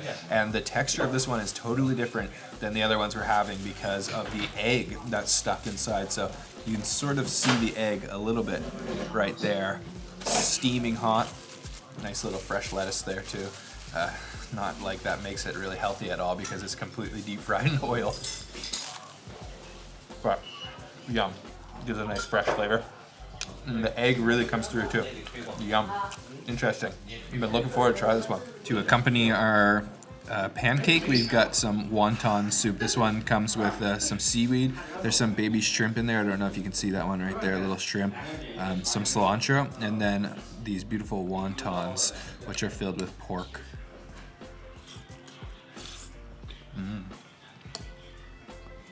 Fantastic. Definitely saltier than I'm used to. I'm noticing that everything's definitely saltier up here in Beijing than the other parts of China that I've visited. But the wrapper of that wonton is just so beautifully thin. It just completely like melts in your mouth. It's a chicken stock, but because there's seaweed and some shrimp in there, you get a little bit of seafood flavor as well. Actually, that's really, really good wonton. Oh my God. Breakfast here in Beijing seems to be a little bit salty and a carb-heavy affair. You know, some places in the world, like for example in Thailand, they like to eat noodles and rice for breakfast. So foreigners from the West might actually be more familiar with the breakfast dishes here in Beijing, which are actually usually bread-based, like all the things you've seen us trying, either fried or steamed. But also the wonton soup is really good too. This one's awesome. The sauce, the soybean sauce, salty, tangy, and it really goes well with the egg.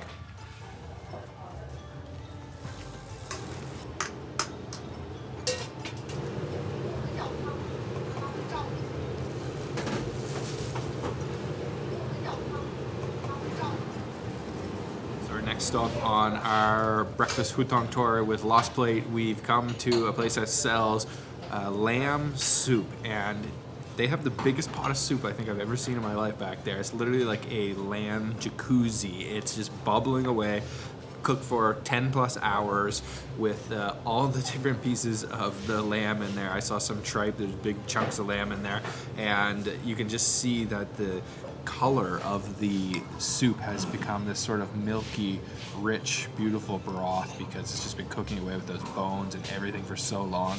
And this is going to be a perfect way to warm up. It's freezing here in Beijing. We were coming from Chongqing and Chengdu where it was much more mild and humid, and it is really cold here.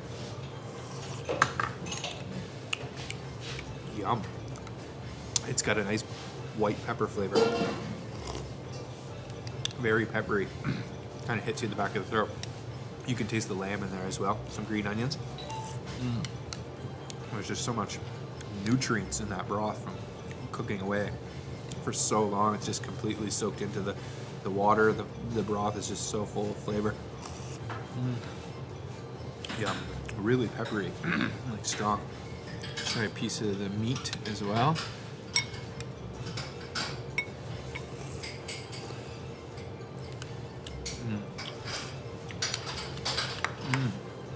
Very tender. Oh my gosh. It's got a lamb, mutton smell, but the flavor doesn't at all. And it's served with this bread like crazy here in Beijing. So if you don't like rice, you might be better off coming to Beijing than anywhere else in China because there's a lot of bread items. Sesame bread. A little bit salty too. Yum. So we're finished off with our breakfast tour and we're just strolling the back alleys, or as they're called here in Beijing, hutong, which is actually an old Mongolian word. This area was actually originally occupied by the Mongolians and then the Manchurians. So the word hutong just literally means alley, but they only use that word here in Beijing. So we're gonna stroll around a little bit. Look at this nice painting right here and take in the views, and then we're gonna head to try the famous Peking roast duck, which I'm really looking forward to trying.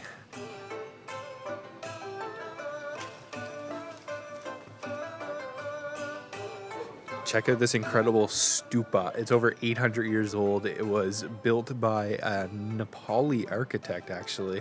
Really, really cool Tibetan Buddhist stupa.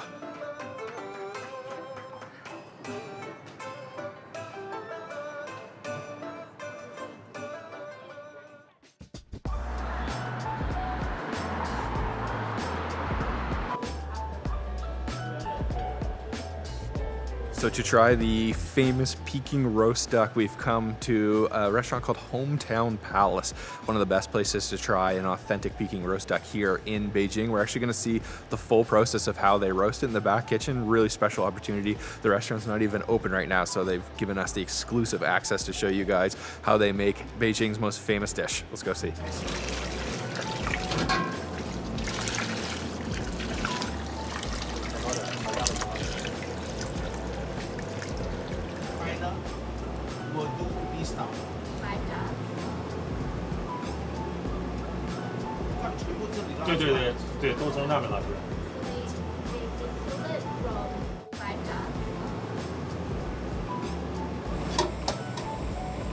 So here at Hometown Palace, they're doing their duck like nobody else. It's a really unique process. So after the duck is dried for about 24 hours, it's given a sugar bath, a maltose sugar, hot sugar that's poured all over the duck to give it a nice sweetness and also to help caramelize the skin. It's then left to dry a little bit longer, and then the process they do next that nobody else does. They stuff it full of fresh thyme and also this wine from Portugal, from Madeira.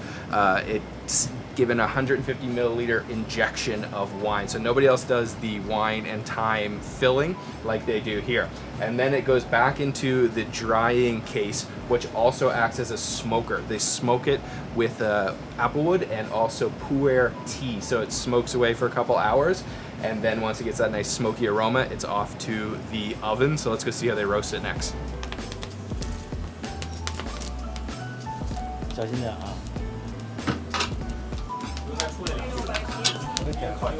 Yeah, be careful.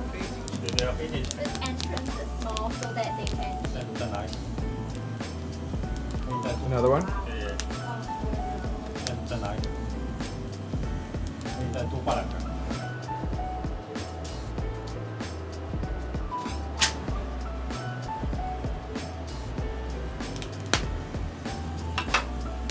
So after that duck has marinated for a couple hours, chef just put it into the oven. They've got this really cool oven here. Wood fire using fruit wood. They're using date wood today. And it's gone in there for about 90 minutes to get nice and crispy, to get that golden color and get that crispy skin. Really traditional process. He's got this big long pole to kind of feed it in the back, and it's a small opening to the oven to just keep all that heat inside and then keeping the wood fire roaring. Super cool process.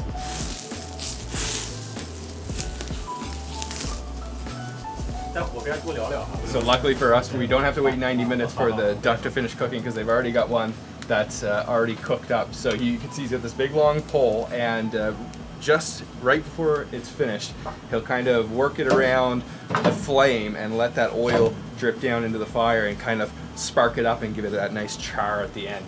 So let's go try out the famous Peking roast duck.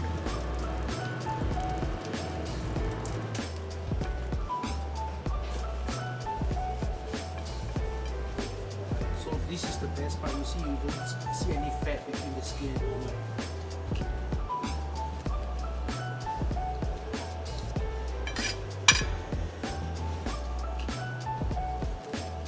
So after the duck finished roasting for about 80 minutes, they let the excess liquids come out. So there was 150 milliliters of wine in there originally, but barely any came out because all that juice is absorbed into the skin. Tableside carving, perfectly cut up. That skin looks so good. My mouth is watering. Can't wait to try this.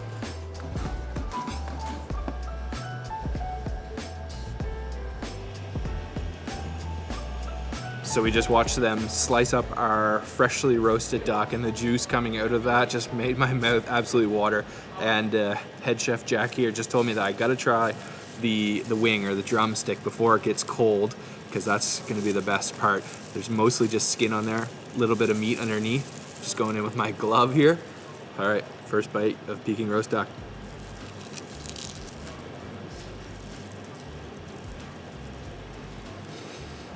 Wow. That skin is just incredible. I mean, the meat is tender, the meat is juicy, but the texture of the skin, there's nothing like it. It's my first time having Peking roast duck here in Beijing, and wow, first bite lives up to the hype. That crunch, so oily. It's not like crispy, hard crispy. It's an interesting sort of crisp, but once you bite into it, it just melts. It just completely turns to fat in your mouth.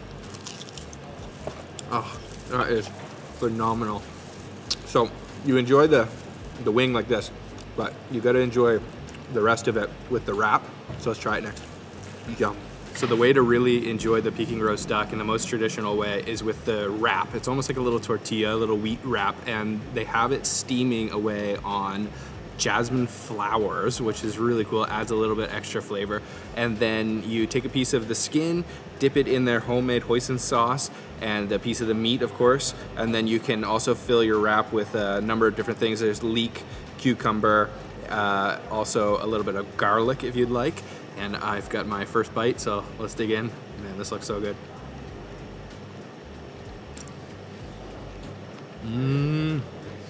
It pairs so well with the cold, crisp cucumber.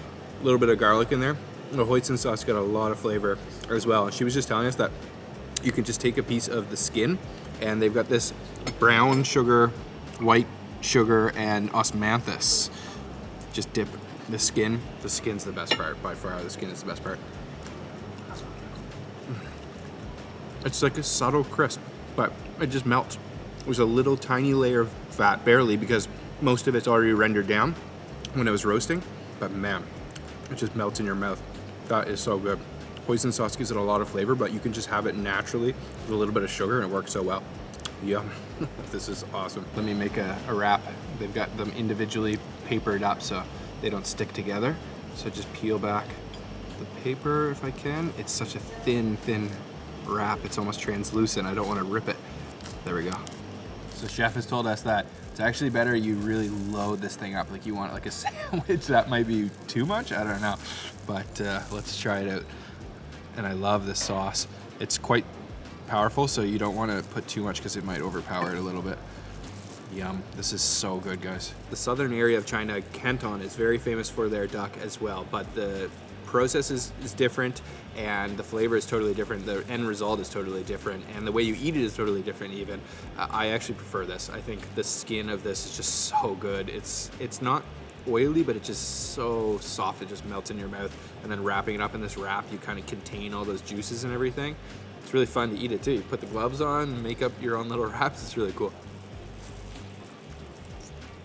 Oh my gosh, yum. So much flavor in that skin, it's ridiculous. So we have a few other dishes here at Hometown Palace. This one's really cool.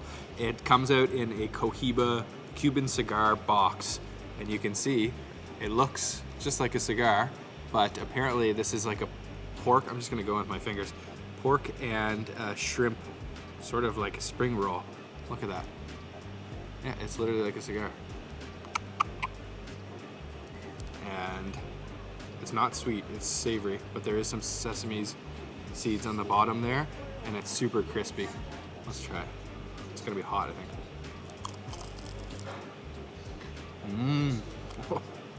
That's really good. Doesn't taste like a cigar. It's a very crispy layer on the outside. It's like a fried spring roll. And let me take this little tag off if I can, so I can dip it in the sauce over here.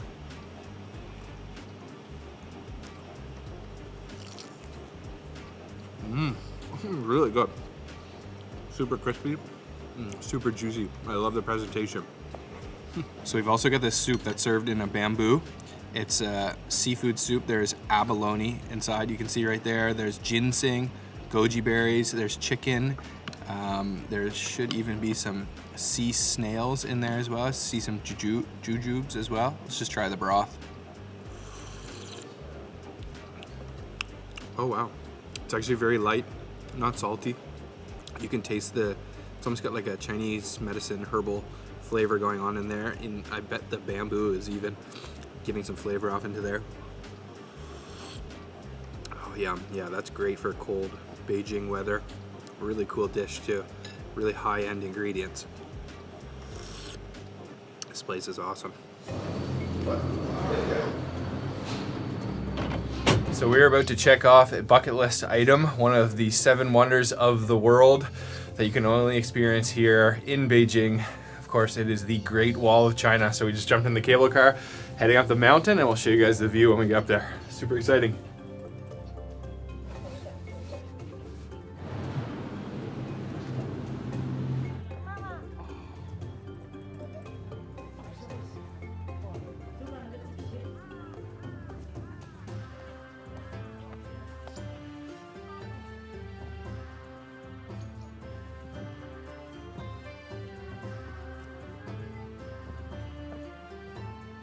So here it is, the famous Great Wall of China.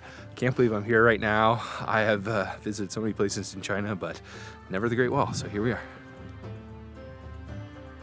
I think it's safe to say that the Great Wall of China is easily one of the world's most recognizable sites. Like I said earlier, one of the 7 wonders of the world, over 21,000 kilometers long, which is just insane to think about. This stretch we're on here is called Mutianyu. It's one of the more popular areas. There's another area you can go to called Badaling. There's some other areas of the wall, but this is one of the more popular spots to come. And we are just hiking up through these watchtowers to get a view. Originally, this was built to keep the Mongols out of China. So this actually marked the border between Mongolia and China many, many years ago.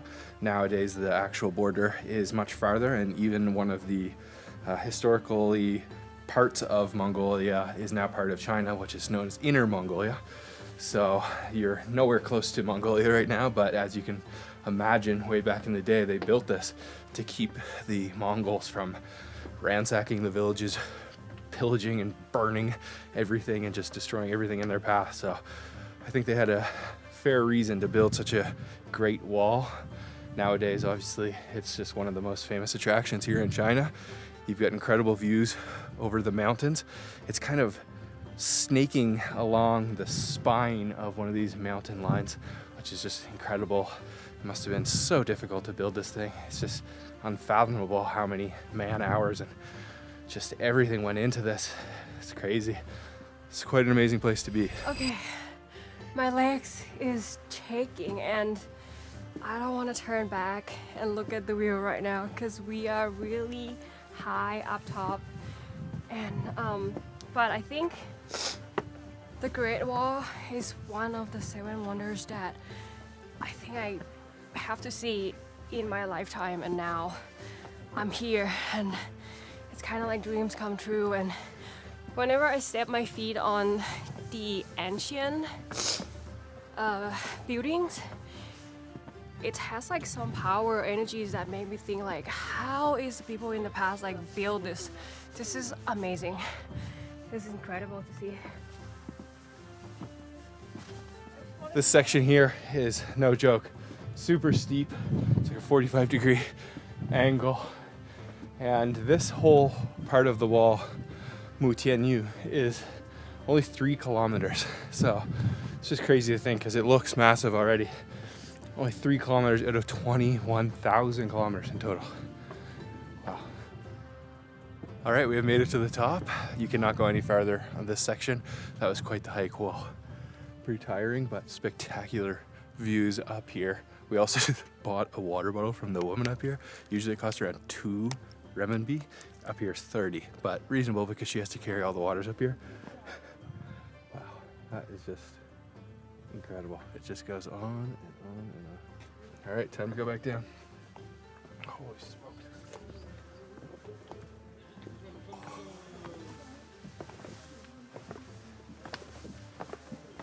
Definitely a good way to burn off some calories if you're in between food tours like us. So we're heading back into the city, meeting back up with Lost Plate to go on an evening food tour in Beijing. Let's go.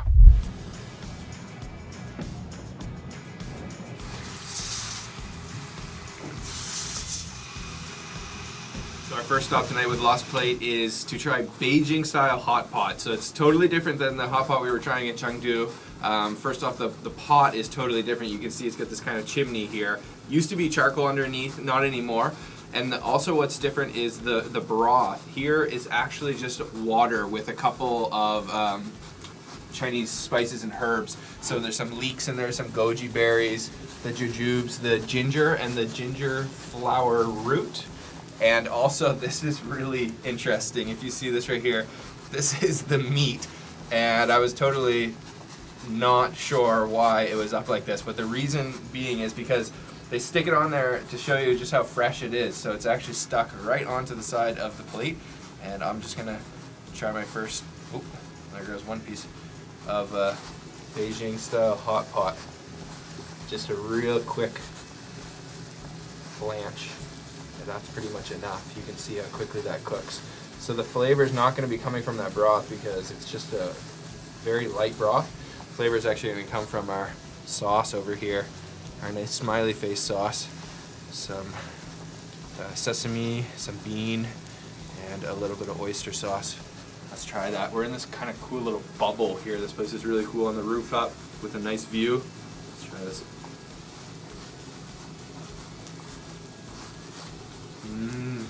Yeah, there's not a lot of flavor coming from that broth.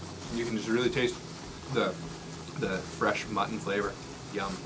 This is perfect for a cold night here in Beijing. And I love the hot pot with this little steam chimney here. Try another piece. Yum. Gosh, we're doing a ton of eating today. And then now we're just having hot pot at the start of our tour. Ooh, we're going to be stuffed tonight. But this is tasty.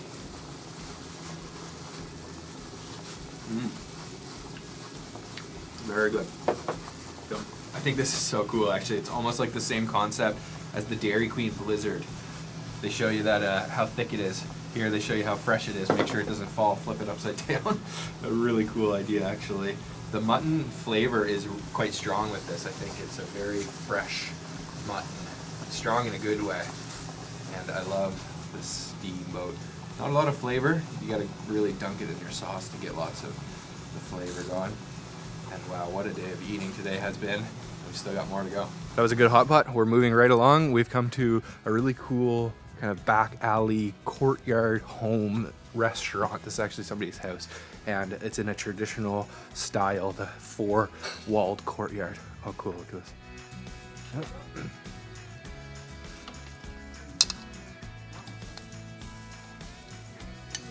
So we are here in the courthouse or courtyard. This is pretty much just like somebody's house, but it's also like a little restaurant. And we're having one of Beijing's most famous types of noodles and one of the most famous dishes, which is jjajangmyeon. You might have heard of it before because it's also popular in Korea, but this style here in Beijing is totally different. So it's all about this sauce here, and you're supposed to mix it up. So we've got radish, there's some celery, I believe, cucumbers, carrots, and then the noodles on the bottom. And so the jjajang sauce, that black bean, broad bean sauce that is fermented, so full of flavor, you really got to mix it up and get everything mixed in, get the sauce over all those noodles. This is such a cool place. I didn't see any other guests. I think this is like a totally hidden little spot that you're definitely not going to find on your own without a Lost Place food tour. So let's try this out. And you can add some more condiments after, like vinegar and whatnot, but let's just try it as is. Oh, blowing on it, but the other versions of jjajangmyeon that I've had in Korea and even in Japan are totally like completely smothered in sauce. This just has a little bit of sauce, but it's got so much flavor. There's a lot going on in there, and then you get all the fresh veggies as well. Actually, that's really satisfying bowl of noodles.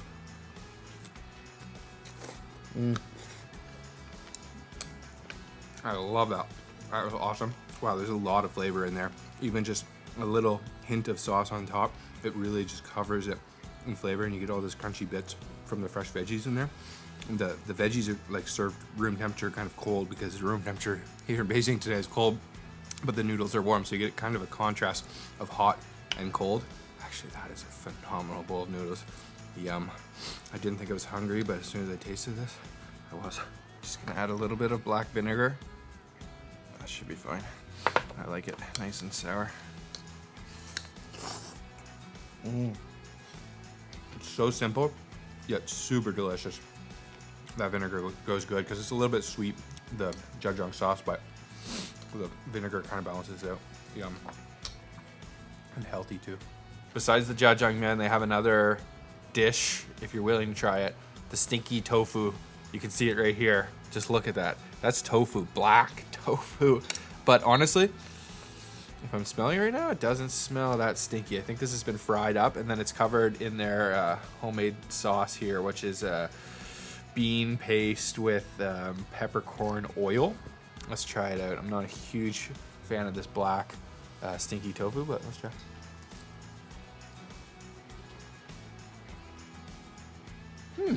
The sauce is very nice, actually. I love the peppercorn flavor.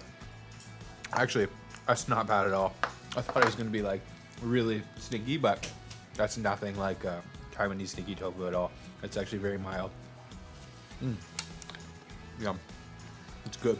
So cool to actually see inside of one of these courtyard homes / restaurants. Very friendly owners. Bye-bye. 谢谢. And some delicious jjajangmyeon. All right, we're continuing on our tour. We are stuffed, but more to eat.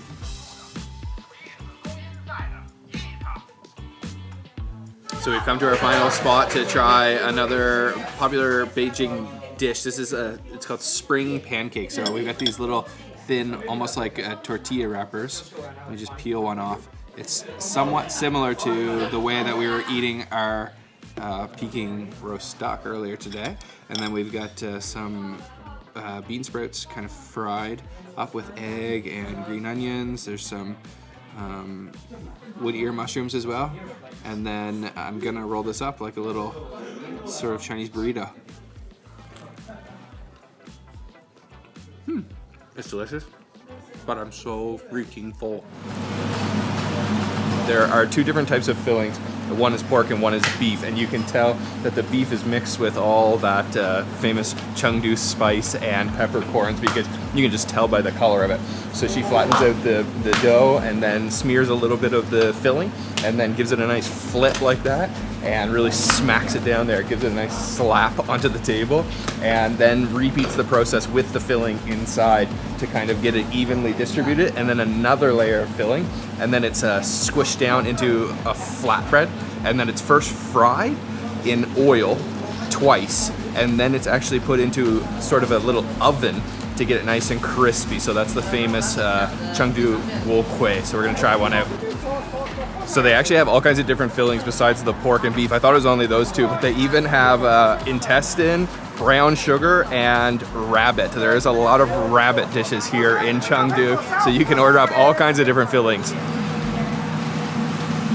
So we just ordered up our guokui with beef, so the spicy beef filling. They're making them like crazy back here, and you can see the final product here. So he's chopped it up into a couple pieces, all those layers, crispy layers. So they get it super crispy by frying it not once but twice, and then the real key is to also bake it at the end, so you get that extreme crispiness. And they also put a little bit of sesame seeds on top of the beef one, so you know which is which after they cook them. You don't know whether it's pork or beef. You gotta look for the sesame seeds, that means beef.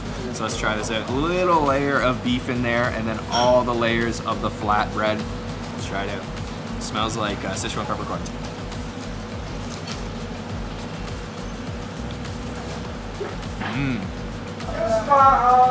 Oh, that's so good. Super crunchy. Immediately you can taste the famous Sichuan peppercorns. I'll be saying that a lot here in Chengdu because that's the ingredient that really comes through in all the Sichuan cuisine, is that sort of floral lemon and numbing sensation from those really interesting peppercorns. If you've never tasted it, there's nothing else like it. That crunch. A little bit salty. All of those little pieces kind of falling apart. And it's just so crunchy, so crispy. Listen to this crunch. Oh yeah, that's good. Perfect little breakfast here in Chengdu.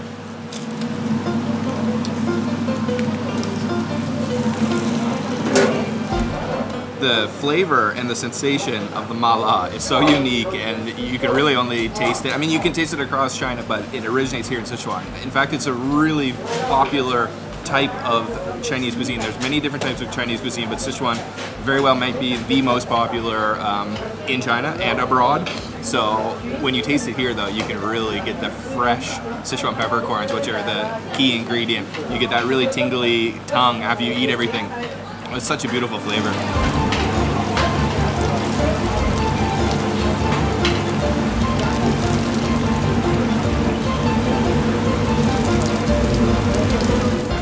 That was awesome. Perfect way to start our tour here in Chengdu with the famous Sichuan guokui stuffed flatbread. Really numbing, and we're heading straight to our next stop.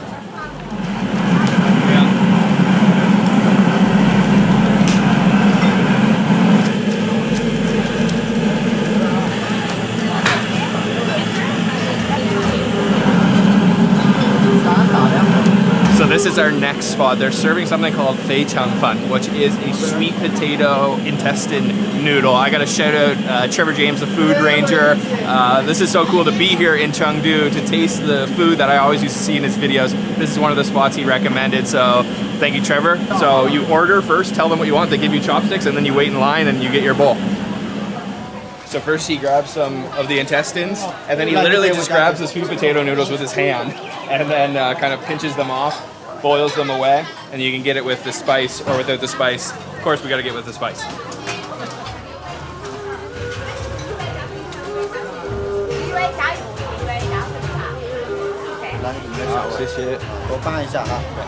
All right, got our noodles. Let's go find a seat.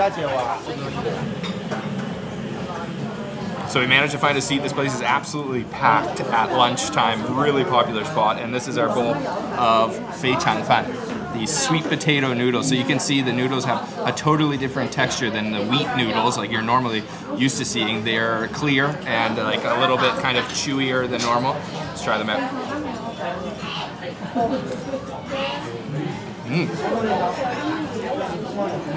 Yum. I love the texture of the noodles. I'm gonna be honest. The smell is quite gamey, like the intestines is kind of a strong smell, but as soon as I taste it, the flavor is not, it doesn't have any of that smell at all, at least not in the noodles. Let me try some more. I love the texture of the noodles though. It's so like chewy and almost like gelatinous. Okay, let me grab a piece of intestine here. Small intestine, I'm guessing. Gonna try it out here in Chengdu.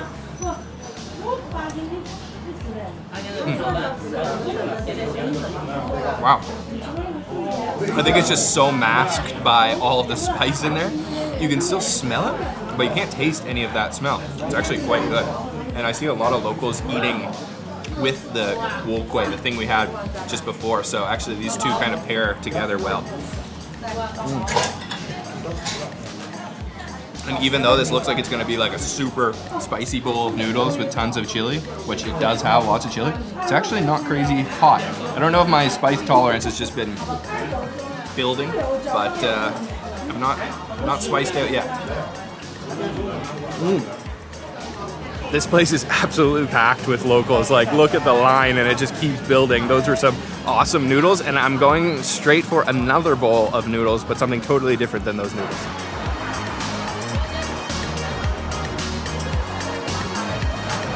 So our next stop is for a type of noodle called hugai mian, which translates to blanket noodle. And you can see them making it right here. I think the name speaks for itself because this isn't your regular noodle. It is honestly like a mini blanket. So they've got this big piece of dough that they take a huge chunk off of, and they stretch it, not like a noodle though, into like a flat sheet, like a blanket. And then they just chuck it through the window into the boiling water, and you can order it up with different types of meat, and of course it's gonna come spicy. This is actually a Michelin recommended restaurant. Super cool. I've never seen anything like this before. Blanket noodles.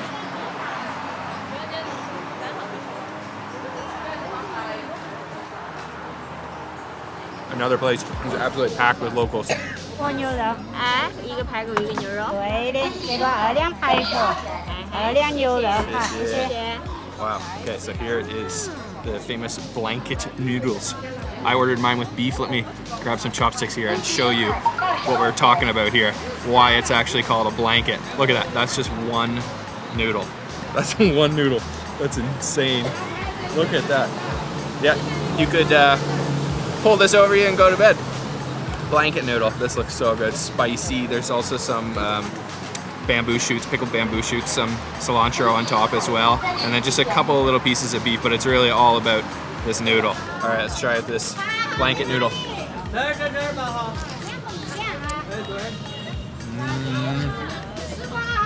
It's just got a really nice kind of smoky chili flavor, and then of course the Sichuan peppercorns. Everything except the Sichuan peppercorns. But this noodle is just insane. The texture of the noodle is super bouncy, super chewy. Look at the size of that, and I already bit it in half pretty much. So cool. I don't know if I've ever seen a noodle quite like this one before.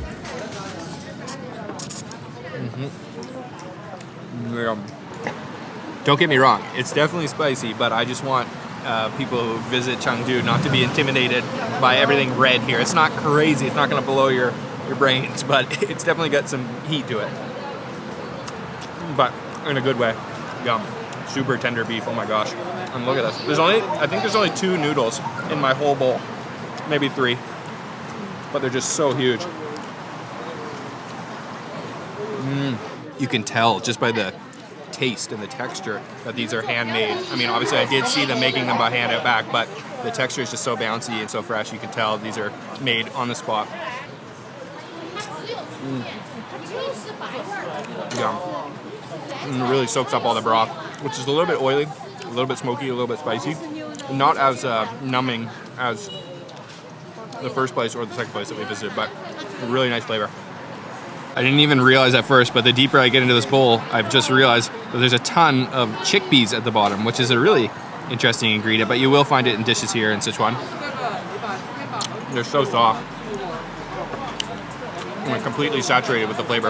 And I don't know if it's a coincidence or not, but right next to the blanket noodle restaurant is a shop that sells blankets.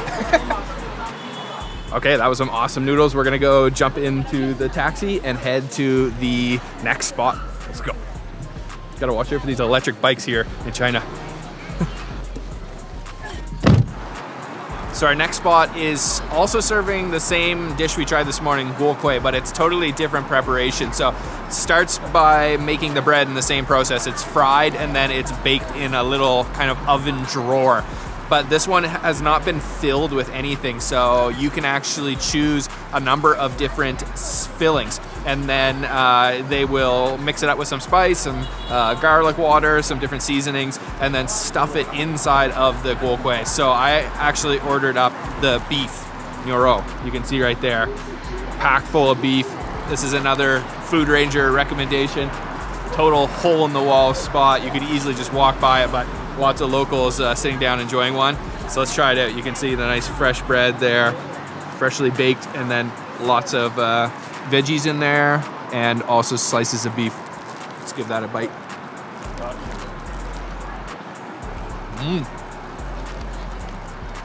Yeah, it's almost like a Sichuan hamburger, or you could call it like a stuffed pita. So it's a little bit dry. The gokui is a little bit drier than the one we had this morning because it's not actually cooked with the filling inside, but it's actually just a plain one that's been sliced open and then stuffed full. The filling's nice, served a little bit cold with a hot pita on the outside. Got a nice crunch. It kind of reminds me of another Chinese dish called rojiamo, which is famous in Xi'an. It's similar, but the filling here is totally different, and the bread's a little bit different too, but pretty much the same thing.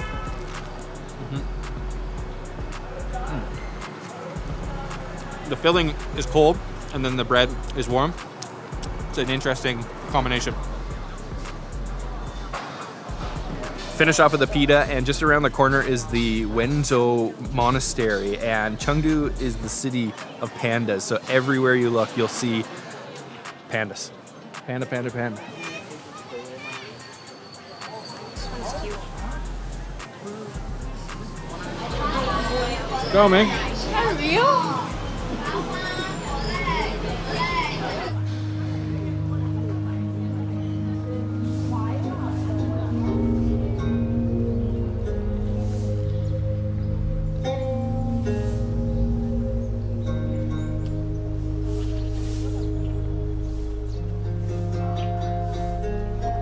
So the Wenzhou Monastery is the best preserved and largest monastery here in Chengdu. It's an active Buddhist temple, but it's also sort of a tourist attraction. It was built in the 600s, and you can see all the locals here lighting incense, praying, and it's a very beautiful place to walk around. It's a massive complex. There's so many different buildings with all kinds of history, and a really nice place to just come and take some nice photos. Incredible architecture and so well preserved. This is a must-see in Chengdu. So if you guys have been watching this channel for a long time, you might remember the videos from China back in the day. I used to travel to China a lot, and I haven't been back for about 5 years, so pre-COVID, and I have to say things have definitely changed. And one big thing that is different this time is you pretty much need to have the Alipay or WeChat Pay. I wouldn't say it's cashless, but you're gonna have a hard time getting the right change. You can definitely still get by on cash, but these apps are really pretty much mandatory to travel here in China, because you can call like an Uber, they call it a Didi here, and you can order your food on there, your maps, everything is just all in this one app. It's pretty incredible, and once you get the hang of it, it's actually very convenient. A little challenging to set up as a foreigner, but like I said, once you get it set up, it's really easy to pay with your phone.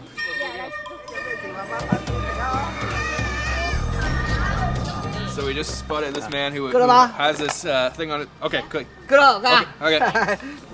He's selling ding ding tang. Ding ding candy. So this is the ding ding. Can we go ding ding ding? Ding ding tang. So he's got a little hammer and a chisel. So it's like a rock candy. So he take Alipay? Or Weixin Pay? Weixin. Okay. So even the street food vendors here, they're gonna walk around with a QR code, and yeah, you can pay like that. Crazy. As soon as I jumped into the taxi, we heard ding ding ding, and we had to run over and try. So this is the candy. It's like a maltose kind of hard candy, sugar candy. We tried it out. I spotted him walking down. Here's another similar setup, but he's selling figs. Oh, it's good. And he's off. He's got a bamboo stick. Yeah. 不要叫，你要含着嘴的话。Really chewy. 大牙。哦，完了加拿大的快过来了。加拿大麻辣烫。你好，好吃得很，甜得很。 This is okay. I probably should be buying the oranges and not the candy. There it goes, ding ding. But it's like kind of crunchy at the beginning. You really gotta work it. Be careful not to break a tooth. This is Quanzai Alley. It's an old street, absolutely packed. It's quite touristic for sure. It looks like a traditional street, but all the shops are selling souvenirs.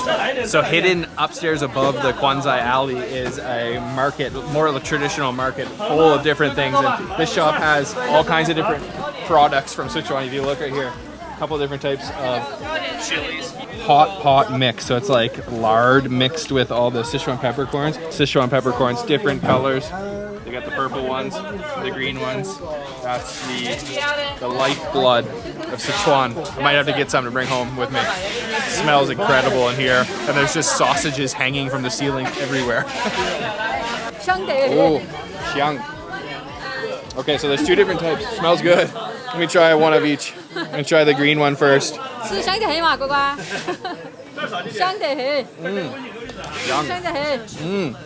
Oh. I'm gonna try that one. I'm not really sure what the difference is, but man, just one of those, just light your mouth on fire. Woo!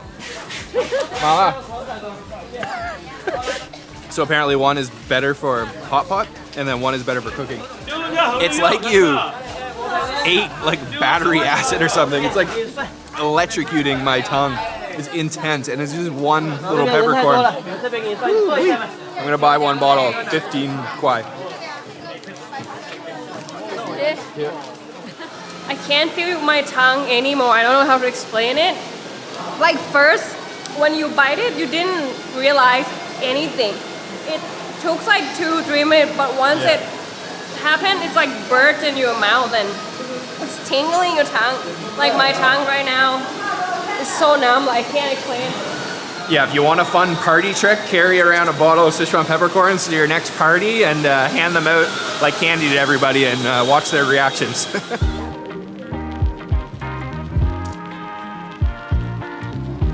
So one of the most famous desserts in all of Chengdu is this. This is called Tongyou Gozi, and it's like a sticky rice ball that's fried and then covered with sugar and then some sesame seeds as well, and then served on a stick like this. You'll see it everywhere here in Chengdu. Let's try it.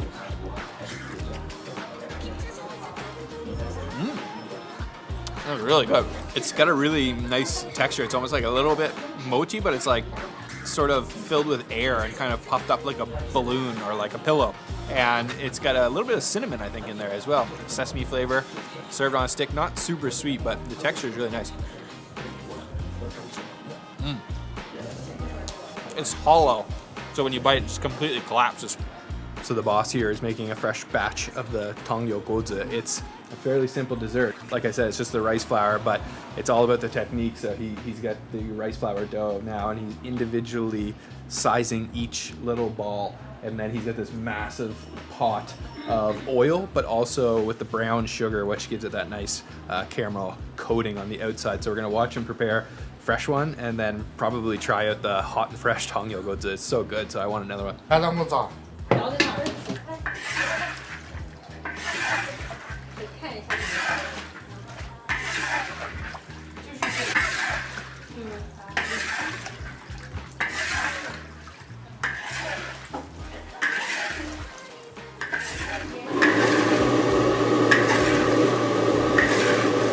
So after the brown sugar has dissolved into the oil, individually drops each one of the balls in, and you got to continually stir it, keep stirring it. It's not on a super hot flame, and this is popular with the locals. I mean, it's starting to get busy, and everybody's seeing that he's cooking a fresh batch. They all want to wait for the fresh and hot ones, just like us.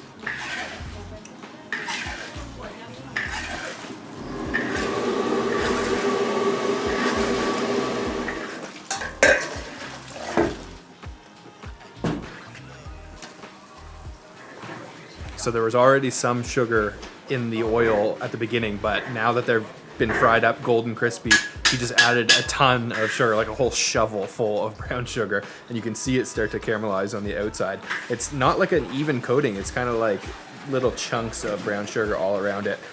That's looking delicious. They are delicious. I want to try one of these fresh ones.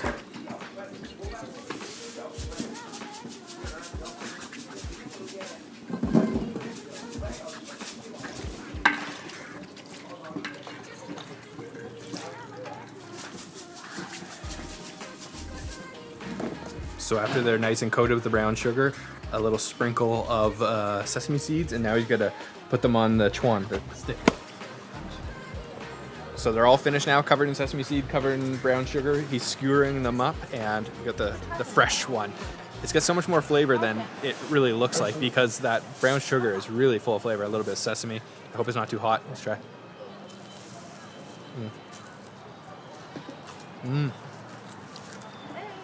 Yeah. The brown sugar It's got a lot of flavor, not just sweet, but like flavorful. Yum. Oh. Even better when it's hot. So now we've come to People's Park, which is sort of like the central park of Chengdu. And there are a lot of different tea houses here in People's Park. And one in particular is very famous called Huming Tea House. And we're gonna go drink some tea. So this tea house, Huming Tea House, has been around for over 100 years. It was founded in 1923, right in the center of the park, People's Park. And this is the place to hang out in Chengdu. Whether you're old or young, everybody's just chilling, drinking tea, playing games, eating, enjoying the view of the lake. I ordered up tea guanyin, my favorite type of tea. So full tea leaves in there. Let it steep away for a minute or so. Nice way to end our day here in Chengdu. So your tea comes with a jug of hot water. You can keep refilling it. Nice way to stay warm on a cold Chengdu day. Not too bad today, about maybe 10, 12 degrees. Actually really nice weather. But once it gets dark, it does get a little bit colder. This is so cool. I love the atmosphere, all the bamboo chairs. Really traditional, really cool, and it is absolutely packed in here.